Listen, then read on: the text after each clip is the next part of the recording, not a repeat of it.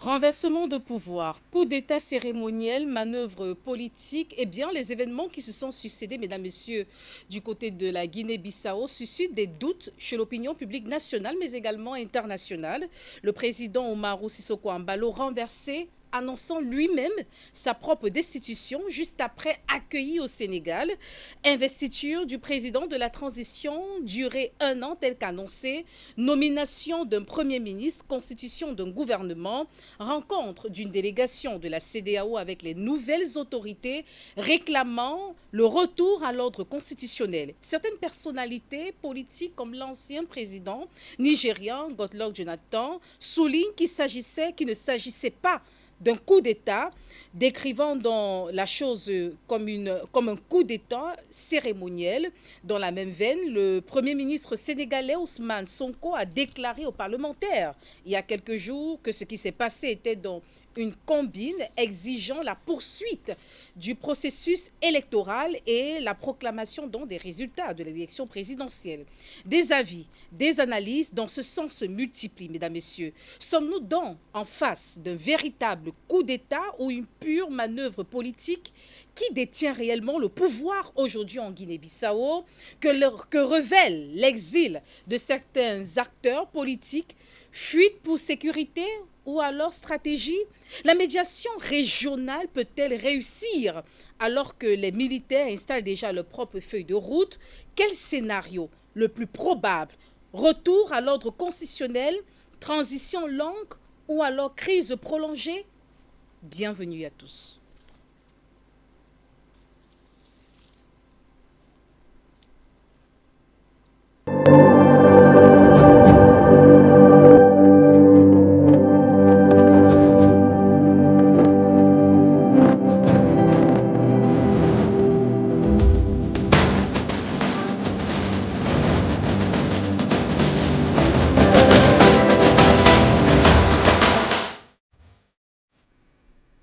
Et c'est un plaisir renouvelé, mesdames, messieurs, de vous retrouver ce soir, ce mardi 2 décembre 2025, dans le cadre de votre programme, vous le savez très bien, Face à l'actualité. Et donc, nous sommes face à l'actualité.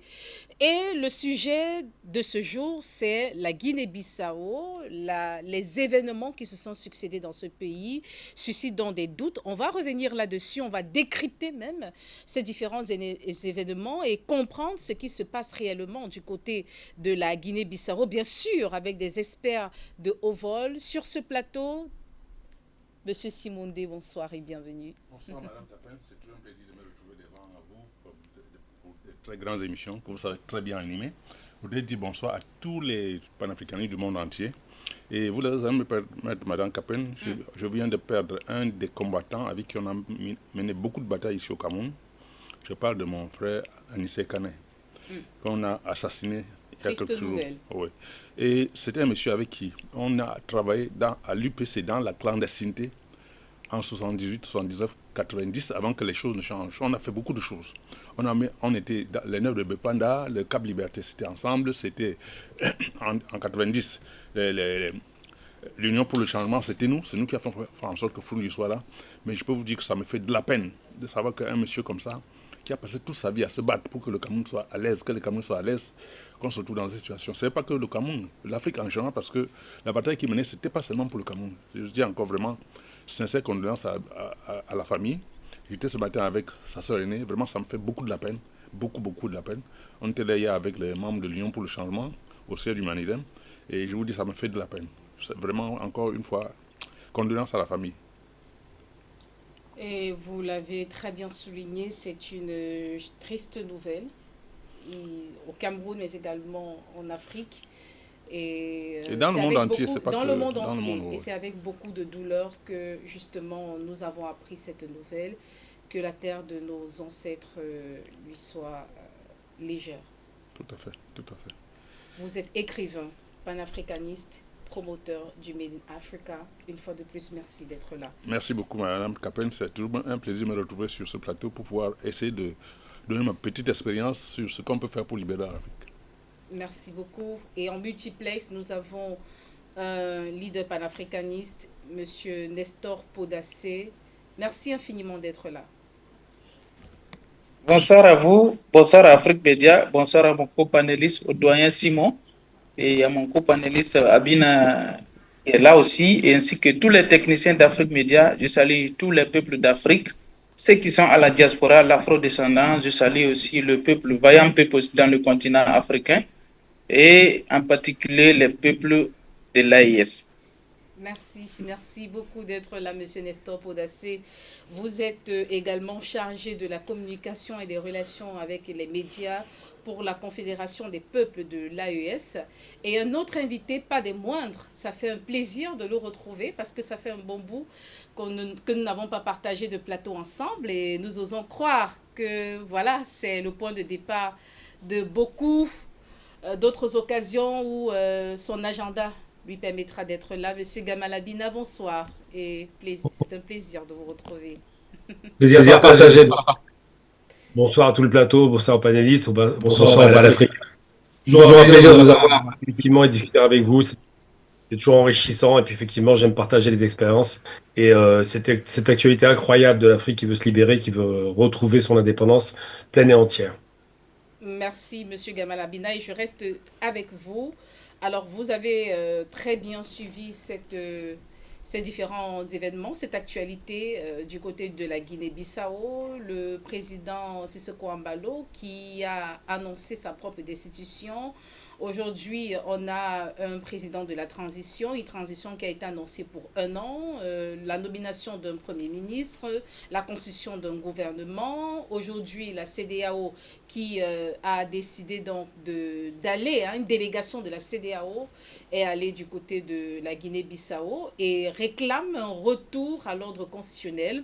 Alors, selon vous, sommes-nous en face même, d'entrée de jeu, sommes-nous en face d'un véritable coup d'État ou alors d'une pure manœuvre politique pour éviter une alternance?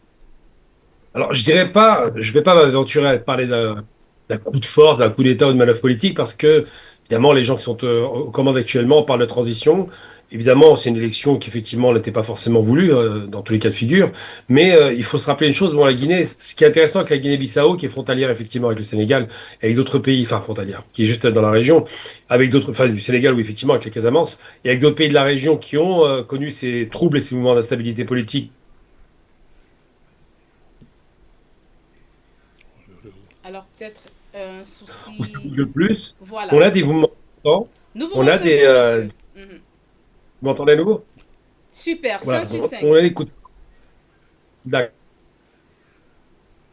un hasard que ça se passe là. Parce qu'on a eu souvent des coups d'État en Afrique qui n'étaient pas forcément porteurs de valeurs. C'était plutôt des contre-révolutions après les indépendances.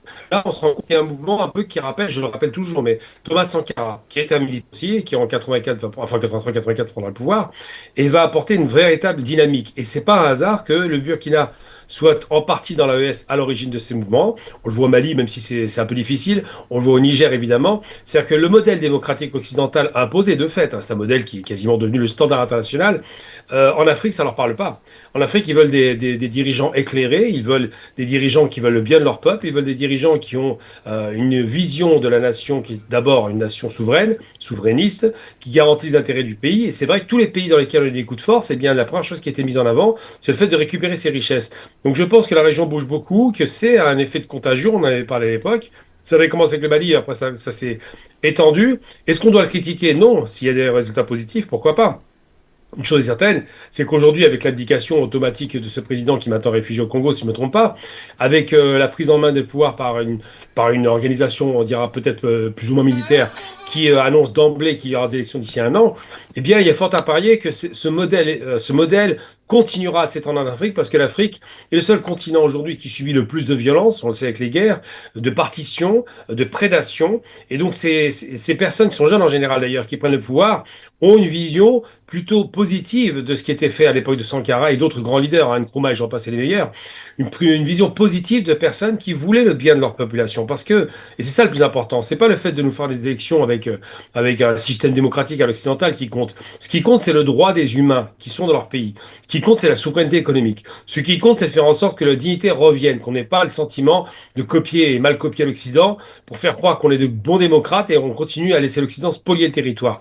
Donc tout cela, à la faveur d'un changement mondial, évidemment, avec la multipolarité, tout cela peut-être va apporter des choses positives. Alors je dirais pas on va dans une direction ou une autre. J'espère évidemment que ce sera une direction qui sera à la fois positive pour le pays et surtout pour le peuple, mais on s'attendait en vérité à ce genre de mouvement dans la région. Il n'est pas anodin que sur l'Afrique de l'Ouest qui soit le plus touché, parce que malheureusement l'Afrique de l'Est, la Corne de l'Afrique, c'est quasiment atomisé, hein. Le Soudan, la Somalie, enfin je peux vous expliquer le nombre de pays qui sont instabilisés. L'Éthiopie qu'on a failli renverser d'ailleurs, rappelons qu'Abiy Ahmed a failli être renversé par un coup de force là aussi, mais un coup de force plutôt de l'extérieur. Donc c'est vrai que là, on voit bien qu'il y a un mouvement de reprise en main de ces dirigeants, de ces jeunes dirigeants. On espère juste une chose, c'est qu'ils soient suffisamment éclairés pour faire en sorte que ce qu'ils font aujourd'hui ait des conséquences positives pour la population, sur le plan évidemment économique, sur le plan sécuritaire, mais surtout sur le plan des dignités.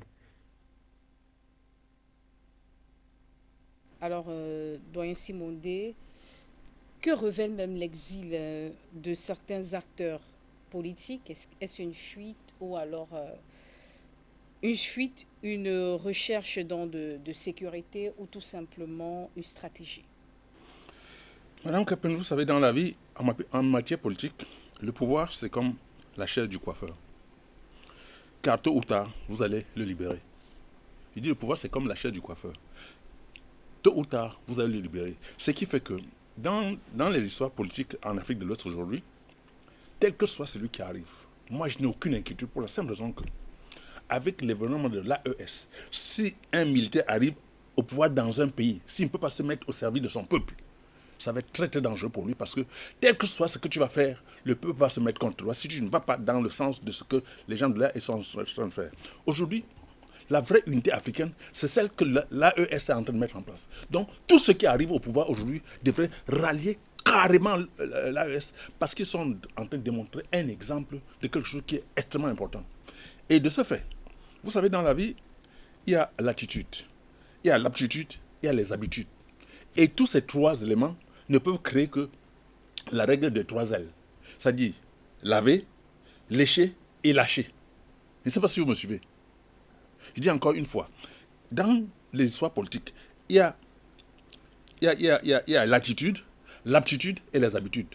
Et ça ne peut donner que sur la règle des trois L. C'est-à-dire laver, lécher et lâcher. Et ça, ce sont les Occidentaux qui mettent en place toutes ces structures. Quand vous travaillez pour eux, ils sont prêts à vous laver, lécher et vous lâcher. Mais si votre attitude montre que demain, vous ne pouvez pas jouer à leur jeu, vous allez vous mettre au service du peuple et vous allez réussir à mettre en place quelque chose de très très important. Donc, moi, je ne suis même pas en train de faire un débat. Je me dis que ce nouveau gouvernement qui sont en train d'arriver là, s'ils peuvent se mettre au service du peuple, au service du continent africain, j'en ai rien à foutre. Moi, on lutte contre un système, on ne lutte pas contre des individus. S'ils viennent pour servir le peuple africain, moi, je les soutiens. Si ce n'est pas pour servir le peuple africain, je pense que ce n'est même plus moi qui va les combattre. C'est leur vrai peuple qui vont les combattre parce que quand ils voient ce qui se passe avec l'AES, ils ne peuvent pas tolérer que quelqu'un vienne pour se mettre encore au service de l'Occident. Parce qu'on a vu ce que M. Ambalo, qui a été emballé, a fait avec les autres. Avec la CEDEAO, tout ça. C'est lui qui a approché l'AES pour lui dire non, revenez, tout ça là. Or, je pense qu'avec l'expérience qu'il a eue, peut-être il s'est rendu compte que avec la pression qu'il avait, il ne pouvait pas rester à ce pouvoir. Il a préféré préparer en matière de géostratégie, voir les moyens comment faire pour libérer complètement son pays. Je me dis que je peux me tromper.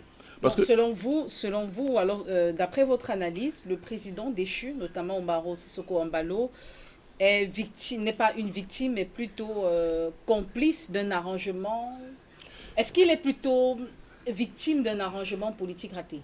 Je me dis qu'avec ce qu'il a subi, parce que vous vous rappelez qu'à la CEDEAO, celui qui était le démarcheur auprès de tous les chefs d'État de l'AES pour les renvoyer à la CEDEAO, je ne pense pas que quand il était avec la CEDEAO, étant un général comme lui, il n'a pas dû amasser certaines expériences qui peuvent lui permettre de dire non, je me libère complètement de ces colons qui me font la pression pour que je reste. Peut-être c'est un moyen pour lui de libérer le pays et se mettre ensemble avec les gens de l'AES. Je peux me tromper. Les analyses politiques ne sont pas des analyses de laboratoire, on peut se tromper, mais je dis encore une fois, je me dis que rien n'est tard. Parce qu'il ne faut pas confondre et l'instant et le temps. À l'instant, on peut prendre des mauvaises décisions, mais avec du temps, on peut arriver à trouver des solutions pour nos problèmes. Parce que, quoi qu'on dise, nous on a la montre, mais c'est Dieu qui a le temps. On peut décider tout ce qu'on veut. Mais si Dieu ne décide pas que vous allez réussir à ce que vous allez faire, rien ne va vous arriver. Donc pour moi, j'ai une confiance totale aux pays de l'Afrique de l'Ouest qui doivent se mettre obligatoirement avec les pays de l'AS pour regarder dans la même direction et libérer totalement l'Afrique. Voilà à peu près ce que moi je pense. Alors, monsieur Nestor Podassi, est-ce que selon vous, qui détient même selon vous aujourd'hui le pays? Est-ce l'armée, les alliés du président déchu ou alors un groupe invisible?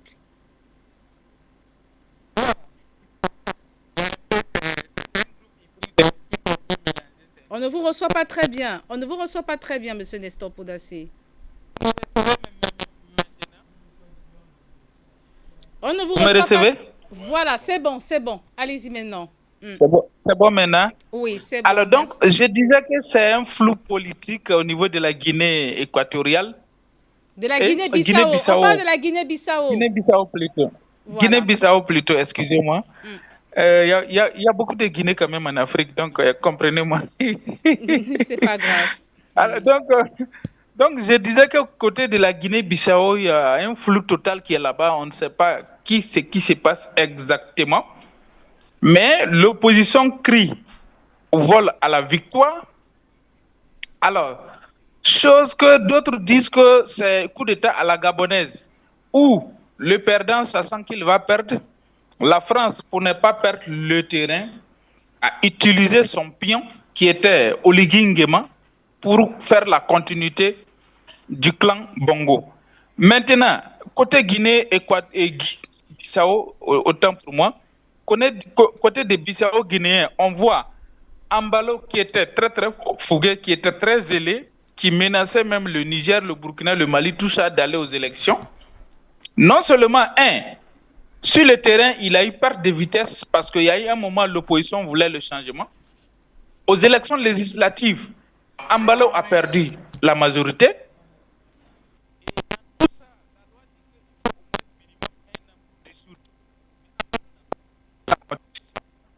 Il a dissous Votre micro, monsieur. l'Assemblée, chose qui était illégale que Ambalo a fait, mais la CEDEAO a laissé passer. Ambalo, son mandat va à terme, à court du terme, au lieu d'organiser des élections, Ambalo n'organise pas des élections. Il continue toujours à violer la loi et à rester au pouvoir illégalement. À la fin de son mandat, on se rappelle bien, il a chassé une des émissions des émissaires de la CEDEAO une fois là-bas. Alors nous avons cru que bon, les gars, il allait basculer du côté de l'AIS, mais 0-0. Jusqu'à aller organiser des élections où l'opposition crie à la victoire, les pro-Ambalo crient à la victoire. Alors ce qui m'a encore plu, malgré tout ce qu'on peut lui reprocher, au moins il ne s'est pas entêté pour créer un bain de sang humain. Il a eu la sagesse de se retirer, mais tout en protégeant, en protégeant ses arrières, en faisant un semblant de coup d'État lui-même. Ambalo a fait coup d'État à lui-même. Donc, il place son chef d'état-major de l'armée de terre à la tête du pays, son directeur de campagne, qui était son ministre des Finances, qui était son directeur de campagne pendant les élections, est nommé Premier ministre. Donc, c'est une continuité de Ambalo qui est là. Donc, on peut dire merci parce qu'il a préservé des vies humaines. Mais maintenant, pour que le peuple soit satisfait, il y a deux choses. Soit le peuple demande aux militaires qui sont au pouvoir d'aller dans la direction de la dynamique de l'AIS, ou à défaut, d'organiser une élection libre et inclusive dans les 1 an, 12 mois qu'ils ont promis, pour que tout le monde puisse compétir librement. Moi, je pense que c'est la solution pour éviter un règlement de comptes et un bain de sang. Et tout ça à savoir quelle est la position du peuple bissau-guinéen. Moi, je suis du côté de la position du peuple bissau-guinéen. Je ne suis pas dans la position de Ambalo, ni de l'opposition politique, parce que vous savez qu'en Afrique, les opposants politiques, comme ceux qui sont au pouvoir, beaucoup sont financés par l'impérialisme. Donc, on ne sait pas d'abord l'opposant qui réclame la victoire, il est du côté de la souveraineté, ou bien il roule pour un clan impérialiste, on ne sait pas. Il est réseau français, ou américain ou autre, on ne sait pas. Donc, ce que nous pouvons dire, qu'est-ce que la société civile bissau-guinéenne dit? Ce que le peuple dit, moi je suis du côté du peuple. Voici mon entrée de jeu. Merci, Monsieur Nestor Podassé. Alors, Monsieur Gamal Abina, la question également, je vous la renvoie. Qui détient aujourd'hui le pouvoir en Guinée-Bissau? Est-ce le président, les militaires, les alliés du président déchu ou tout simplement un groupe invisible? Groupe invisible, non, je pense pas. On peut pas parler de groupe invisible. On peut parler de pression invisible, c'est possible aussi. Mais les acteurs sont relativement identifiés. La question d'élection, qui était du 23 décembre, mais pour lesquelles les résultats ne sont pas publiés, semble-t-il, euh, questionne. On ne sait pas qui est vraiment président finalement. Ce qui est sûr, c'est qu'on sait qu'il y a un président déchu et que manifestement, il n'a pas répondu à certaines attentes. On sait aussi qu'il y a un effet, je le disais tout à l'heure, domino, qui, par rapport à l'AES, semble s'étendre. On sait surtout qu'il y a un courant panafricain très fort qui se développe dans la région, et c'est très bien, avec des leaders qui veulent montrer à leur population qu'ils sont plus à la hauteur que ceux qui les ont précédés. Donc la Guinée-Bissau, c'est un pays qui est, pas, qui est lusophone, hein, c'est un pays qui a été contrôlé par les Portugais. C'est pas un grand pays, à 32 000 km², mais c'est un pays qui a quand même, sur un plan stratégique, sur un plan, puisqu'il y a un accès à la mer, c'est plusieurs frontières communes avec des pays francophones. C'est un pays qui, étonnamment, se retrouve dans la situation des pays de l'AES qui sont plutôt francophones au départ. Membre de la CEDEAO, pour laquelle la CEDEAO fait pression pour qu'il y ait un retour, comme d'habitude, à l'ordre constitutionnel, constitution voulue par d'autres, sans doute, mais bon, quoi qu'il en soit, qui est à la manœuvre, difficile à dire. Ce qui est certain, c'est que manifestement, c'est bien de le rappeler, Nestor fait bien de le dire, le président n'a pas voulu s'entêter à conserver de force ce pouvoir et a donc annoncé par lui-même qu'il renonçait à ce pouvoir, et c'est très bien. La transition qui est annoncée, on espère que ça se passera bien évidemment, doit d'abord prouver à sa population qu'elle est à la hauteur des enjeux d'aujourd'hui, des enjeux économiques, des enjeux souverainistes, des enjeux de dignité pour le peuple, c'est important de le rappeler, puis des enjeux simplement de combinaison de différentes forces en commun. Je veux dire, l'AES est un modèle intéressant dans la mesure où si elle réussit son pari, et puis elle pourra peut-être créer une sorte de zone de libre-échange enfin libérée du franc CFA, parce que la question sous-jacente, c'est quoi? Bon, pas pour la Guinée, mais tout de même, c'est le franc CFA. C'est quand même quelque chose de très grave. C'est quelque chose qui est vraiment la monnaie coloniale. France, CFA. Rien que dans le nom, vous avez compris que c'est tout contre-petit.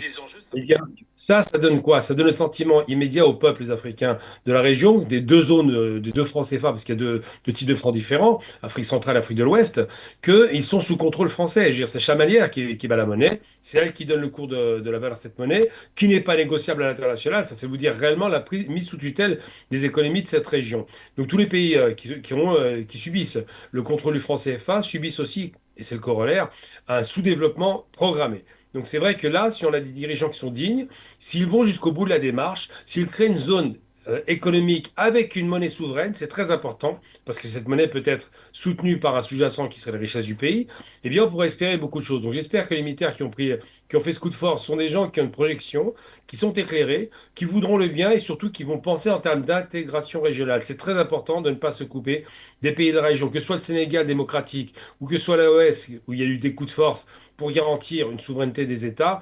Quoi qu'il en soit et quel que soit le modèle, ils doivent tous s'intégrer dans une perspective commune, une perspective future, une perspective panafricaine. Vous gardez la parole, vous gardez la parole. Est-ce que l'armée a-t-elle agi pour sauver véritablement le pays ou alors pour préserver certains intérêts? Alors l'armée, d'abord, quel que soit d'ailleurs le pays, quand l'armée est à la manœuvre, la grande muette, comme on l'appelle en France, elle dit quoi? Elle dit qu'il y a un malaise. Une armée qui sort de ses casernes, c'est que quelque chose ne va pas. Soit en termes de gouvernance, on parle beaucoup de gouvernance, ça, c'était très à la mode dans les années 90 avec le sommet de la Baule. On parle beaucoup de bons comportements économiques avec des pays qui sont des prédateurs, je parle de l'Occident. On parle beaucoup effectivement de misère sociale et de sous-développement ou de tentative de développement ou d'aide au développement, enfin tous ces mots magiques qu'on nous surine depuis 60 ans alors que en parallèle la Chine, il y a encore 50 ans, était aussi sous-développée, aujourd'hui c'est une grande puissance. Donc on sent bien qu'il y a un malaise. Et quand l'armée sort des frontières, c'est à la fois parce que ses intérêts personnels sont impactés, évidemment, mais surtout et sans doute parce que ce sont des jeunes. Il ne faut jamais oublier que la plupart des gens qui font les coups de force militaires sont jeunes, sont alimentés par des idéologies qui sont liées à des passés qui auraient pu briller si on les avait pas cassés. Je parle évidemment du Zaïre, enfin l'ex-Zaïre Congo-Blaise, de Lumumba, qui aurait pu être une grande puissance africaine et qui a été détruite littéralement. On voit ce qui se passe aujourd'hui. On estime qu'on a plus de 10, 20, 30 millions de morts. On n'a même pas le chiffre tellement c'est monstrueux. Mais le pays est en misère, c'est le plus riche d'Afrique.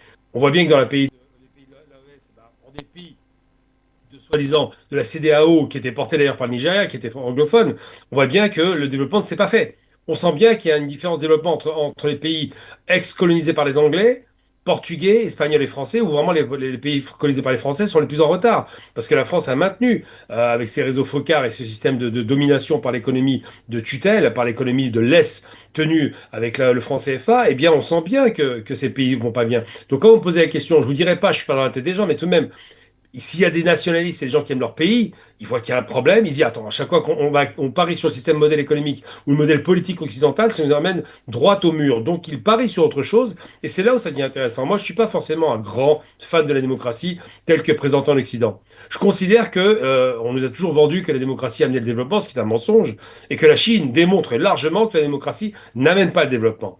C'est-à-dire qu'un système dirigiste éclairé, je parle bien d'éclairé, hein, des gens qui sont intelligents, qui veulent le bien de leur nation, eh bien, peut aussi conduire au développement accéléré d'un pays. Et ça, c'est ce qu'on observe en Afrique. C'est-à-dire que ces pays, ces dirigeants se disent que peut-être finalement, mieux vaut un dirigeant fort et éclairé plutôt que des dirigeants faibles avec une démocratie faible, un parlement qui va toujours à chaque fois prendre un temps illimité pour des décisions et ne développe pas le pays. Et c'est le pari qu'ils font parce qu'ils ont des modèles antérieurs, parce qu'ils pensent qu'effectivement l'Afrique a une singularité et qu'il faudrait absolument que avant la démocratie, le développement soit installé. J'ai envie de dire simplement pour conclure mon propos, la démocratie, j'ai toujours dit depuis d'ailleurs que j'ai 20 ans, hein, la démocratie c'est réellement un système de bourgeois. C'est un système, on y accède quand le pays est stable, riche, sécurisé, développé et sur le plan social où les gens vivent relativement bien.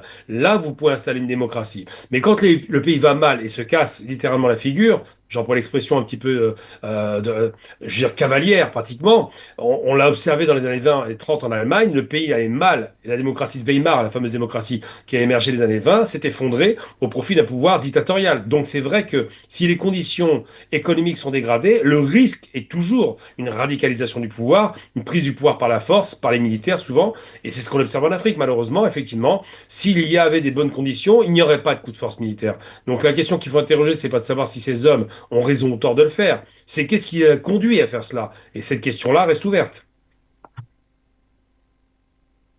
Monsieur Simondé, selon vous, l'armée, c'est vrai qu'au départ, vous avez dit que la bataille, ce n'est pas avec les individus, mais plutôt avec un système, et que si cette armée est là pour servir l'intérêt du peuple africain, notamment précisément de la Guinée-Bissau, alors c'est une bonne chose. Alors, selon vous, est-ce que l'armée telle que présentée avec cette configuration et les différents événements qui se succèdent dans ce pays, est-ce que l'armée est là pour véritablement sauver le pays, préserver les intérêts des populations ou servir certains intérêts individuels? Madame Capri, avec ce qui se passe dans toute l'Afrique aujourd'hui, je ne peux pas penser qu'une armée qui arrive à la tête d'un État, aujourd'hui en Afrique de l'Ouest surtout, vient pour ne pas servir le peuple. Parce que rien que l'exemple de l'AES, qui marque, qui fait en sorte que chacun se mette à se poser des questions. Je peux penser que le peuple de la Guinée-Bissau est assez bête pour pouvoir laisser que l'armée vienne se mettre au service de l'Occident. Ça m'étonnerait. Enfin, je ne voudrais pas... Et si c'était un coup surprise? Surprise pour qui? Pour Pour le peuple? reprendre certains géostratèges. Mais c'est pour ça que je dis que moi, ça m'étonnerait qu'avec ce qui se passe dans le pays de l'AES, qu'une armée prenne le pouvoir pour continuer à servir l'Occident. Moi, ça m'étonnerait. Mais cependant, comme je ne peux pas lire la lettre dans les enveloppes, je préfère dire que je leur fais une confiance. Et je fais confiance au peuple bissau-guinéen parce que n'importe comment, je pense qu'ils vont prendre leur autonomie en charge. Ils vont se dire, il faut qu'on fasse exactement comme les pays de l'AES. Parce que ça m'étonnerait qu'un pays aujourd'hui, tel que soit le pays africain, où un militaire arrive à la tête, il ne fait pas exactement ce que les pays de l'AES sont en train de faire. Ça m'étonnerait parce que les gens ont tellement souffert que je ne pense pas qu'ils sont prêts encore à se sacrifier pour faire plaisir à un groupe de personnes. Ça m'étonnerait. Mais cependant, avec le temps, on va se rendre compte, on va voir exactement ce qui va se passer. Mais je dis encore, je fais confiance au peuple De la Guinée-Bissau. de la Guinée-Bissau parce que n'importe comment, ça m'étonnerait qu'ils se mettent encore au service des prédateurs. Fut-il de l'armée ou de n'importe quoi. Bon, donc pour moi, je dis vraiment, je dois faire une confiance totale. Parce qu'aujourd'hui, avec le travail qu'Afrique Média a fait, d'éveil dans tous les pays africains, je dis encore une fois, quand vous voyez, même quand vous suivez les débats dans tous les pays africains aujourd'hui, le regard d'hier, ce n'est pas le même regard aujourd'hui. Donc je dis encore vraiment, j'émets beaucoup de doutes que ce qui s'est passé en Guinée-Bissau soit un jeu pour pouvoir faire plaisir aux Occidentaux. Moi je me dis encore, je peux me tromper, que le Ambalo, peut-être il s'est rendu compte qu'il était en train de commettre des erreurs. Il s'est dit, il vaut mieux jouer un jeu pour se libérer totalement. Et je me dis, et j'attends voir. Si je peux me tromper. Il annonçait déjà sa victoire, tout comme l'autre opposant qui annonçait également sa Oui, victoire. Et les résultats étaient attendus juste avant ce renversement de pouvoir. Vous savez, Madame Capen, en géostratégie, on ne vous dit pas tout ce qu'on va faire. Alors, si vous annoncez ce que vous allez faire, ça veut dire que vous êtes en train de vous exposer. Je dis qu'en matière de géostratégie, j'attends voir. Je suis confiant que la Guinée ne peut plus retomber dans les mêmes travers que la Guinée d'avant-hier. Parce que la CEDEAO, pour moi, n'a jamais rien servi. Vous ne pouvez pas avoir un peuple qui a faim, qui ne mange pas à suffisance. Vous venez de parler de démocratie. La démocratie, c'est quoi? Ça donne à manger, ça crée des emplois. Or, ce que les gens peuvent venir en Afrique faire, c'est mettre en place l'agriculture. Développer un pays avec l'agriculture. Quand vous n'avez plus faim, vous avez pensé à développer votre pays. Mais tant que vous avez faim, on vous parle de démocratie, ça sert à quoi? Vous ne travaillez pas, on vous parle de démocratie de quoi? Pour moi, j'appelle la démocratie. Parce que ce qui est bien pour les peuples blancs, ils ne peuvent pas venir avec ça en Afrique pour nous montrer comment on va se développer avec ça. Ce n'est pas possible. Donc il faut qu'on mette à côté cette histoire. Si cette armée peut venir pour développer les continents africains, moi je les soutiens à 100%. Je n'ai pas de problème. Parce que pour moi, la démocratie est nulle. Prenons le cas de la Libye. On a vu en Libye. Il y a autant de Kadhafi, il y avait la démocratie. Mais le peuple était heureux. Moi, j'étais en Libye quand le Kadhafi. Mais la Libye fonctionnait très très bien. Les gens ne payaient pas d'électricité, de l'eau. Il y avait des subventions pour aider la population. Mais aujourd'hui, on en est où avec la démocratie? Au contraire, on a profité pour installer les terroristes là-bas pour pouvoir créer les problèmes dans tous les pays africains. Et vous appelez ça démocratie? Donc pour moi, c'est une affaire qui n'a même pas de sens. Je fais confiance au peuple africain désormais. Que chaque fois qu'un monsieur part, quelqu'un qui arrive, s'il ne peut pas poser des actes pour la souveraineté africaine, qu'on le dégage par tous les moyens. Voilà ce que moi je pense. Monsieur Nestor Podassé, est-ce que la médiation régionale peut réussir dans sa logique? Nous parlons ici de la CEDEAO. La réussite de la médiation, vous savez que la CEDEAO n'est plus crédible. Les vrais patriotes n'ont plus confiance à la CEDEAO. Donc maintenant, ici, moi, ce qui m'étonne, c'est le silence du peuple bissau-guinéen. Jusqu'à là, on n'a pas vu une société civile organisée et conduire le peuple, faire des déclarations pour montrer leur position.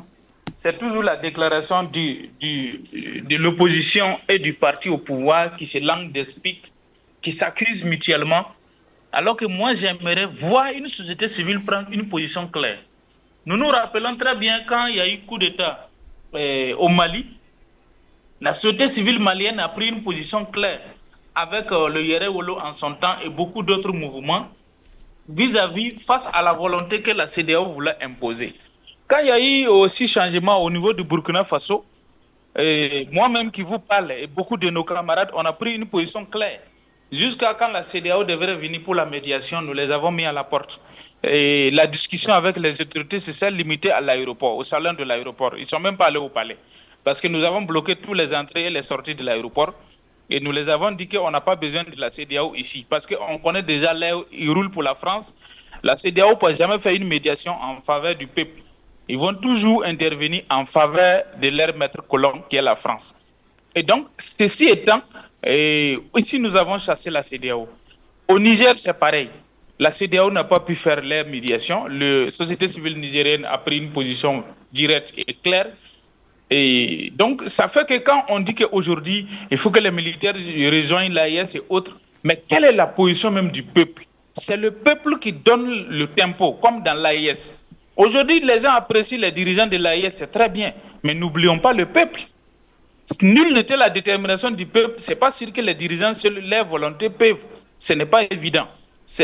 Donc, il faut les deux forces conjointes, les deux forces unifiées, la volonté des dirigeants et la volonté du peuple. Et quand le dirigeant décide de faire la volonté du peuple, vous réussissez toujours. C'est ce que Assimi Goïta a dit au Mali. Je suis jeune, si j'échoue, c'est la jeunesse malienne qui a échoué. Et Ibrahim Traoré a dit au Burkina Faso, je ferai du peuple ma boussole. Général Kiani a dit la même chose au Niger. Nous sommes ensemble et nous irons jusqu'au bout pour la libération du Niger et de l'Afrique. Donc, du coup, quand ces présidents-là décident de s'aligner sur la détermination du peuple et d'avancer et de faire du peuple leur bouclier, ils ne peuvent pas ne pas faire la volonté du panafricanisme. Parce que si c'est nous, ils écoutent et ils font ce que nous, on veut. Nous avons demandé de supprimer des visas. Au Burkina Faso, aujourd'hui, il n'y a plus de visas pour venir au Burkina Faso. Tous les pays africains peuvent venir au Burkina Faso sans visa. Tu fais la demande, on t'accorde, tu es dans les règles, tu rentres sans problème. Il suffit juste de payer ton billet d'avion et tu viens au Burkina Faso sans visa. Donc, nous sommes en train d'aller dans une dynamique du panafricanisme. Maintenant, là-bas, c'est comme je l'ai dit, les opposants parlent, les partis perdants, Ambalo et son clan aussi parlent. Donc, finalement, on ne sait pas où se trouve la vérité. Parce que si c'est Ambalo, on a vu ses limites. Ambalo n'a jamais été panafricain et ne roule pas pour le clan panafricaniste. Est-ce que son clan qui est au pouvoir aujourd'hui, composé des militaires civils, est-ce qu'ils vont rouler dans la dynamique de l'AIS? Question, point d'interrogation. Maintenant, est-ce que l'opposant qui crie que sa victoire a été volée, est-ce que si on lui donne le pouvoir aujourd'hui, il va aller dans la dynamique de l'AIS? Point d'interrogation. Maintenant, moi, ma vraie préoccupation à l'heure là, quelle est la position de la société civile bissau-guinéenne? Quel est le souhait même du peuple bissau-guinéenne? Parce que tant que les gens vont continuer à croire à cette soi-disant victoire électorale, ils sont encore loin de gagner leur victoire. La preuve est que le Sénégal, il y a eu une bataille âpre sous Macky Sall. Le PASTEF, dirigé par Ousmane Sonko, arrive au pouvoir, mais malheureusement, ce n'est pas Sonko qui est président, c'est un de ses lieutenants qui est président. Aujourd'hui, nous avons vu comment les bisbilles qui sont là-bas, ils sont dans une aventure ambiguë, donc on ne voit pas de lisibilité claire dans leur direction. Voilà. Donc, il y a un courant à l'intérieur du PASTEF, du parti au pouvoir, qui veut forcément rejoindre l'AIS parce que dans le mois d'octobre, on était ensemble ici avec le député Guy-Marie Sagna et une équipe de PASTEF au Burkina pour la conférence pour la souveraineté africaine lors des commémorations du 38e anniversaire de l'assassinat de Thomas Sankara. Pendant ce temps, Diomaye Faye continue à décorer les pro-Macky Sall qui ont fait du mal à Ousmane Sonko. Et encore, il fait alliance avec les anciens dignitaires des pros de Macky Sall qui sont encore avec clan Diomaye. Et aujourd'hui, il y a des bisbilles entre clan Sonko et clan Diomaye. Donc, ceci étant, si les gens continuent à croire à des soi-disant démocraties électorales pour se libérer, je vous dis que c'est un leurre. Personne ne peut arriver au pouvoir par des voies démocratiques et être un vrai révolutionnaire. En Afrique, actuellement, c'est difficile. Parce qu'ils vont toujours mettre un système pour te bloquer. Voilà pourquoi aujourd'hui, le PASTEF est au pouvoir au Sénégal, mais le DIPC, que nous appelons les loges maçonniques, continue toujours, nous appelons l'État profond, continue toujours à diriger le Sénégal. Donc le PASTEF est arrivé au pouvoir, mais il ne dirige pas le vrai pouvoir. Donc c'est pour vous dire qu'en Guinée-Bissau, nous voulons savoir quelle est la position du peuple, que les peuples guinéens sortent pour manifester leur position claire. Et en ce moment, nous, on saura sans nous serons situés pour... Sans toutefois vous interrompre, M. Nestor Podacé, il y a cet adage qui dit « qui ne dit rien consent ». Est-ce à dire que le peuple de la Guinée-Bissau est d'accord avec, avec ce qui est en train de se peaufiner ou alors de se matérialiser, de s'implémenter dans ce pays? Bon, c'est un peu difficile de dire que qui ne dit mot consent parce que ceux qui sont du côté de l'opposition continuent de donner de la voix. Et ceux qui sont aussi du côté du Ambalo disent que c'est eux qui ont gagné. Donc, du coup, il y a des voix discordantes qui sortent, mais c'est opposition, parti et de Ambalo. Maintenant, nous, on veut savoir une société civile neutre comme nous autres, qui vient vraiment la rupture avec l'impérialisme et sortir de tous ces carcans-là. C'est cette voie-là, cette troisième voie-là que nous, on n'entend pas pour le moment. C'est ça qui m'inquiète. D'accord.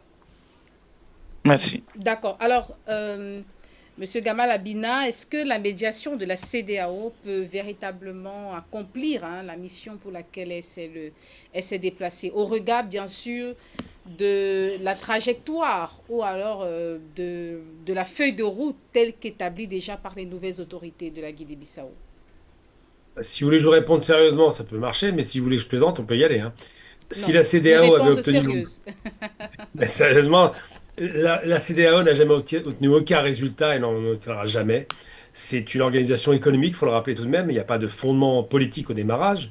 C'est une organisation qui n'avait pas été fondée par les États démocratiques, contrairement à l'idée reçue. Je veux dire, le Nigeria n'était pas démocratique à ce moment-là, pas plus que le Congo ou d'autres pays qui l'ont rejoint. Donc, lorsqu'on parle des CEDEAO, on parle d'une organisation qui est transnationale sur le plan économique, pas de visa, des passeports qui permettent de voyager d'un pays à l'autre, qui faisait des échanges bon an, mal an, plus ou moins importants, on dira vraiment plus ou moins, mais dominé littéralement par le Nigeria, la grande puissance pétrolière et gazière. Donc on ne peut pas dire que la CEDEAO va avoir un rôle déterminant. Elle a essayé sa médiation avec le Mali, le Burkina, elle a fait un coup de pression presque militaire, mais ça s'est calmé rapidement, Dieu merci, avec le Niger frontalière. Donc non, la CEDEAO ne va, enfin je parle du Nigeria pour être très précis, la CEDEAO ne va rien faire du tout. Il faut être un peu sérieux là-dessus. C'est juste des invocations, c'est des appels. C'est une volonté de négociation vraiment molle, parce qu'ils y croient même pas eux-mêmes. Parce que lorsqu'il y a un courant de l'histoire qui se manifeste, lorsque c'est un courant révolutionnaire, et ce sera peut-être le cas, je l'espère, lorsque ce courant se veut souverainiste, il est difficile de croire que les peuples ne sont pas d'accord, même si aujourd'hui on voit bien qu'en Guinée-Bissau, euh, on n'entend pas vraiment le peuple, forcément, parce qu'il y a un peu un effet de sidération, ça vient d'arriver, mais il est difficile de croire qu'on... Oh là là, le réseau. Un petit souci Oui. de son avec vous, monsieur Gamal. Un petit Ah, vous souci de m'entendez. son. Attendez, je vais voir. Est-ce que vous m'entendez mieux comme ça? C'est bon maintenant, c'est bon. D'accord, je mets le micro plus proche. Donc je vous dis, il est difficile de penser et de croire que une organisation économique, il faut le rappeler quand même, c'est un peu comme la CE, hein, puisse avoir le moindre influence. J'y crois pas du tout. D'abord parce que les résultats ne sont pas au rendez-vous au niveau économique, donc c'est quand même une des raisons pour lesquelles cette organisation est en place. Ensuite, parce qu'effectivement, il y a une volonté d'influence de la France qui a du mal, parce qu'évidemment, c'est un ancien pays colonisé par l'Angleterre qui est plus puissant de la CEDEAO. Et puis surtout parce que quel intérêt de donner des leçons aux pays panafricains? Je veux dire, la souveraineté, ça commence d'abord par le choix des peuples. S'ils sont d'accord pour ces dirigeants, qui va les contester? Personne. Donc moi, je ne crois pas qu'ils aient un rôle déterminant, je ne crois pas qu'ils puissent influencer en quoi que ce soit. Comme je le disais en plaisantant au départ, ils n'ont pas influencé le Mali, le Niger ou le Nigeria, donc pourquoi ils le feraient avec eux, le Niger ou le Burkina? Pourquoi est-ce qu'ils le feraient aujourd'hui avec la Guinée-Bissau? Ça n'a aucun sens. Puis la Guinée-Bissau, c'est pas le même impact que peut avoir le Mali, qui est un très grand pays africain en superficie. Le Burkina, qui est peut-être un très grand pays en termes surtout, bon, superficie un peu, mais surtout en termes idéologiques. C'est quand même le pays de Sankara, donc c'est pas rien, hein, l'ex-Haute-Volta. Et donc, non, je crois pas du tout que ça puisse influer. Et puis on voit bien qu'en fonction des intérêts, ils n'ont pas les mêmes pressions. Par exemple, sur la question, quand Mohamed Bazoum a été écarté au Niger, on voit bien qu'il y avait un moment d'énervement au démarrage, mais finalement l'intérêt du Nigeria l'a emporté sur la volonté de vouloir en découdre avec les militaires qui ont pris le pouvoir. Donc je ne crois pas du tout en cela. Je pense qu'aujourd'hui le réalisme s'installe, l'expectative s'installe, les populations sont dans l'espoir de changements réels. Ces pays sont largement sous-développés et trop sous-développés alors qu'ils ne devraient pas l'être, hein, vraiment et clairement, et que ces pays mettent tous leurs espoirs dans les dirigeants qui sont éclairés.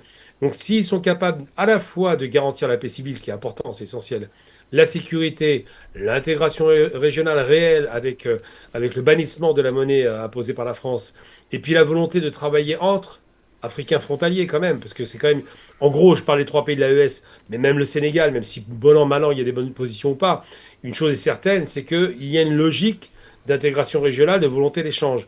Et donc, si ces pays sont capables de créer ces conditions-là, eh bien, leur pari sera gagnant. Il faut que les dirigeants soient à la hauteur, il faut que les ambitions soient à la hauteur, même plus qu'à la hauteur, dépasser leurs ambitions. Et il faut faire en sorte, effectivement, que ce pari risqué aujourd'hui devienne un pari gagnant demain. Mais est-ce que la CEDEAO va intervenir? Non, je ne crois pas du tout. Je ne crois pas que la médiation, de toute façon, c'est une fausse médiation, aura un impact. Je ne crois pas que, de toute façon, quelqu'un qui vous dit faites ceci, faites cela de façon impérative puisse obtenir des résultats. Je ne crois pas non plus. Donc, on oublie la CEDEAO. Elle est juste là pour la décoration. Le plus gros risque, en vérité, ne vient pas de la CEDEAO, il viendrait plutôt de la France, du Portugal peut-être, pourquoi pas, peut-être qu'il y a encore un peu d'influence en Guinée-Bissau, des États-Unis qui voient d'un très mauvais œil le déploiement des Chinois et des Russes dans la région, et puis d'autres pays qui seraient intéressés, limitrophes, par peut-être une influence élargie de leur propre politique, ou une crainte, comme par exemple d'un truc qui a été reconduit aux élections de façon catastrophique. Je parle de la Côte d'Ivoire où lui vraiment c'est la caricature de la dictature déguisée, eh bien ces pays-là sont inquiets parce que les populations de ces pays observent avec beaucoup d'attention ce qui se passe dans l'AES.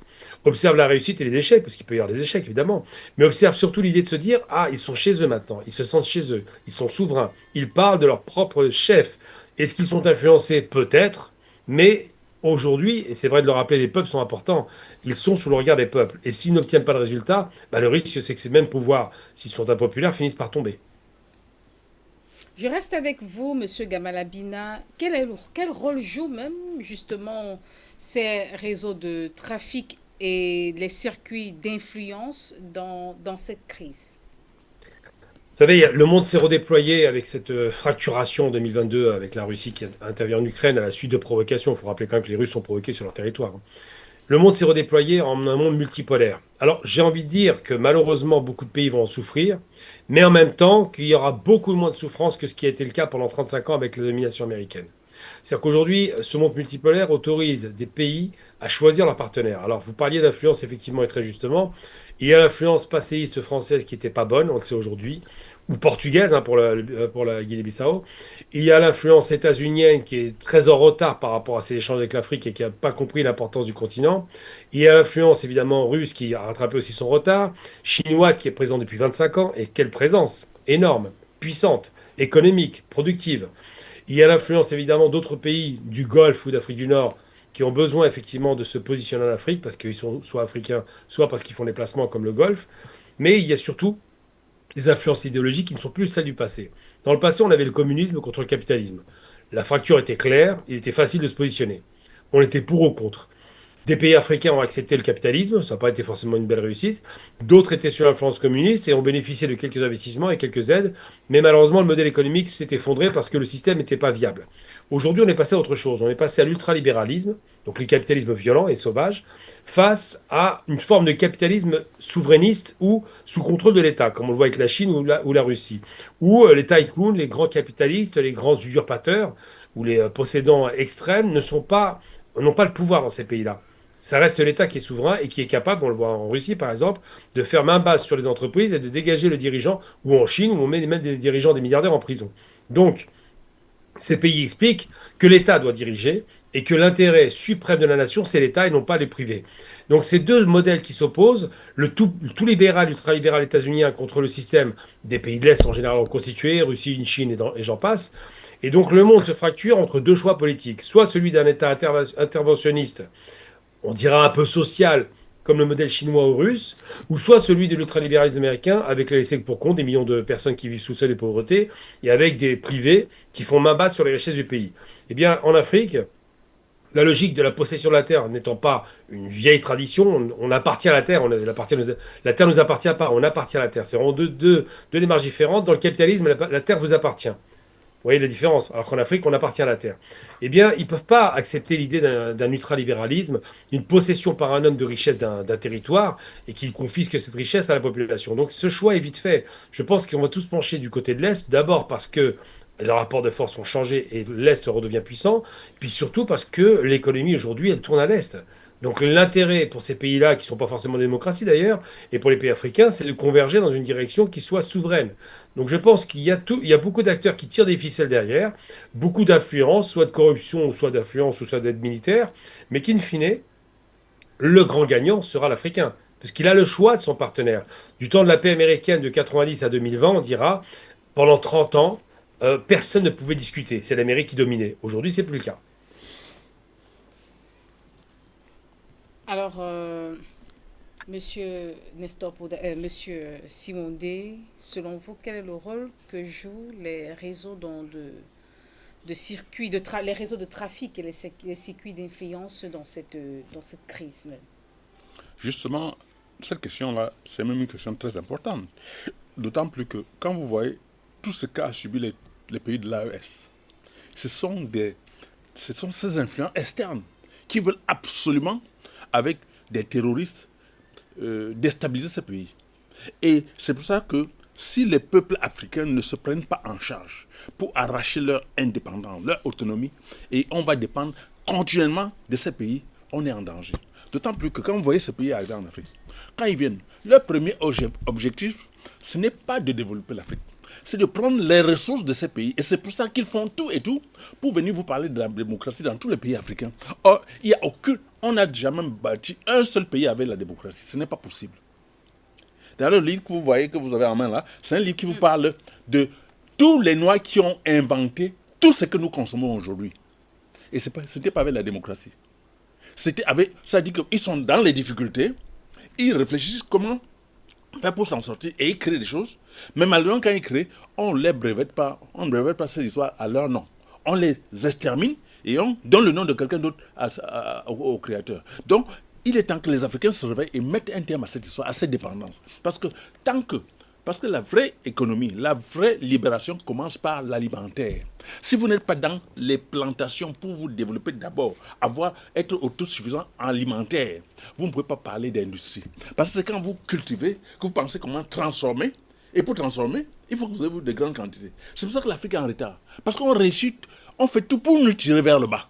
Regardez le pays de l'AES, depuis un petit moment, ils se sont développés à tel niveau que mais tout le monde entier est en train de regarder. C'est ce que tous les pays africains devraient faire. Parce qu'ils sont rangés vers l'agriculture. Ils ont transformé et aujourd'hui, ils ne dépendent plus de personne. Et ça leur permet de développer et l'électricité et tout. Et aujourd'hui, ils sont en train de se libérer totalement.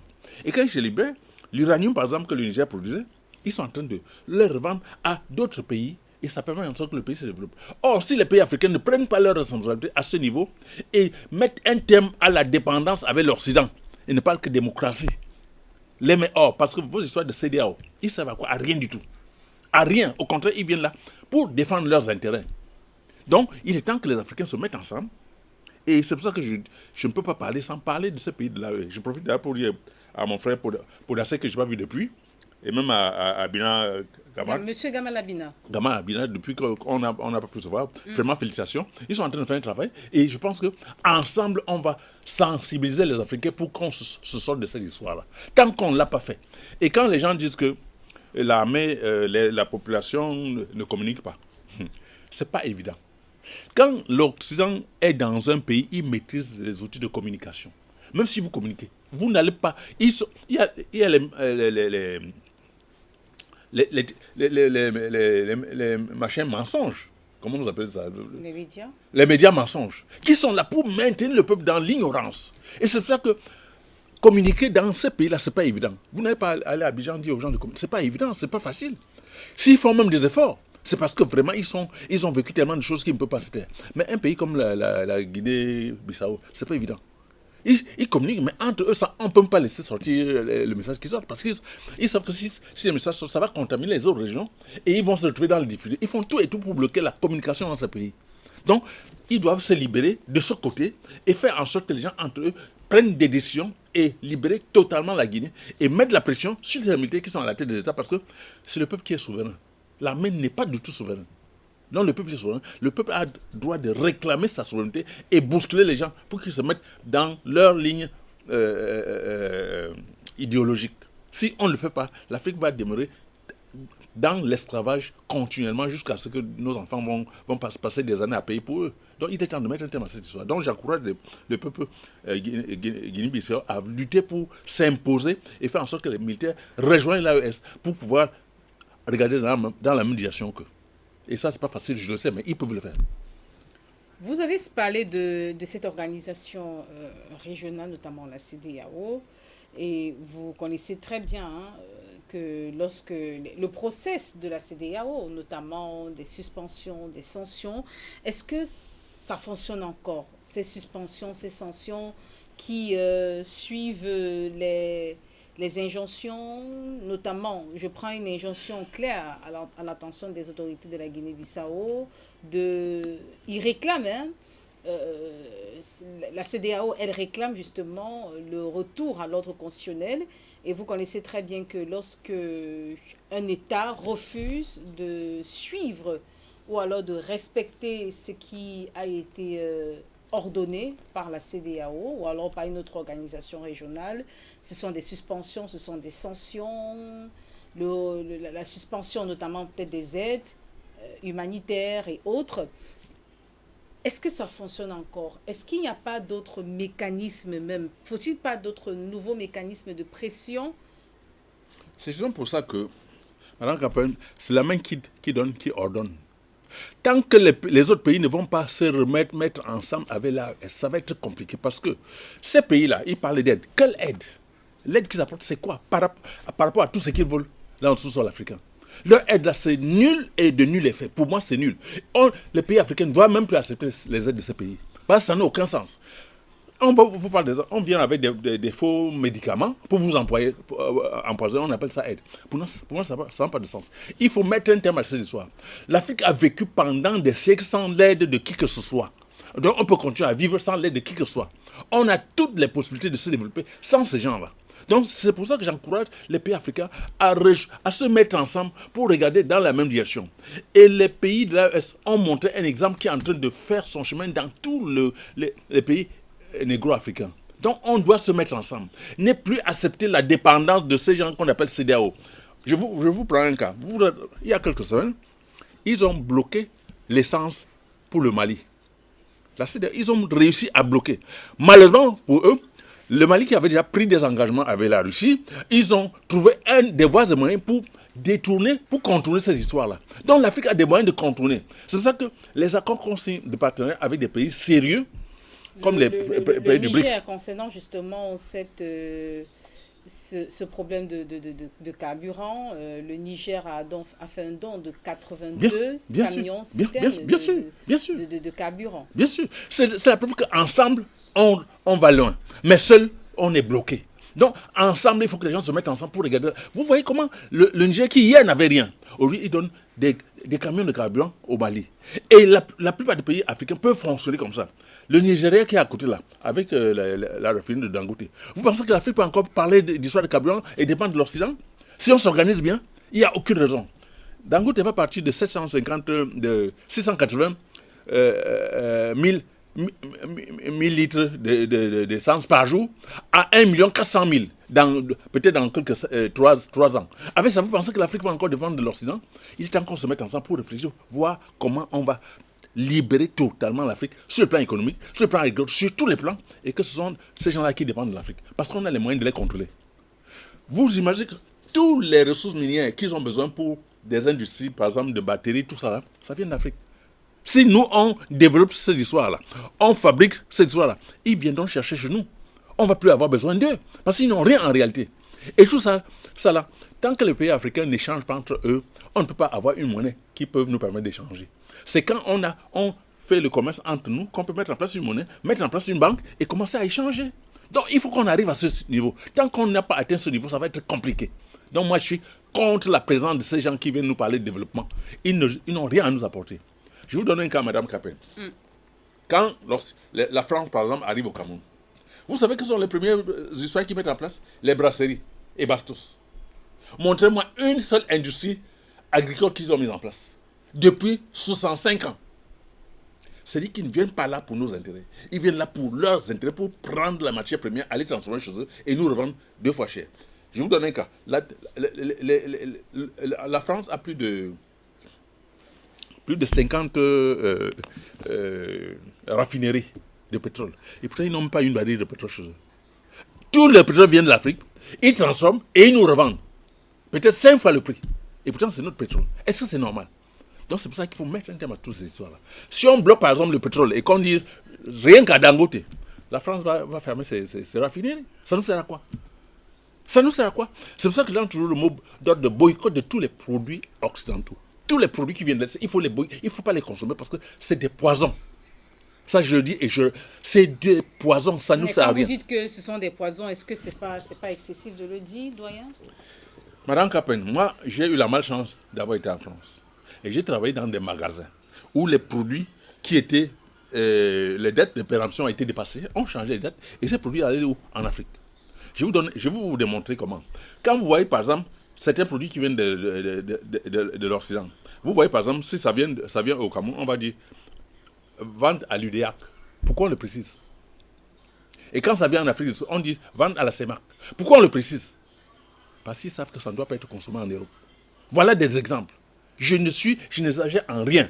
Et la plupart des médicaments qui vendent dans les pharmacies, ça n'atteint même pas les réels de ce qu'ils consomment, les produits réels qu'ils consomment chez eux. C'est différent. Posez des questions, on va vous dire.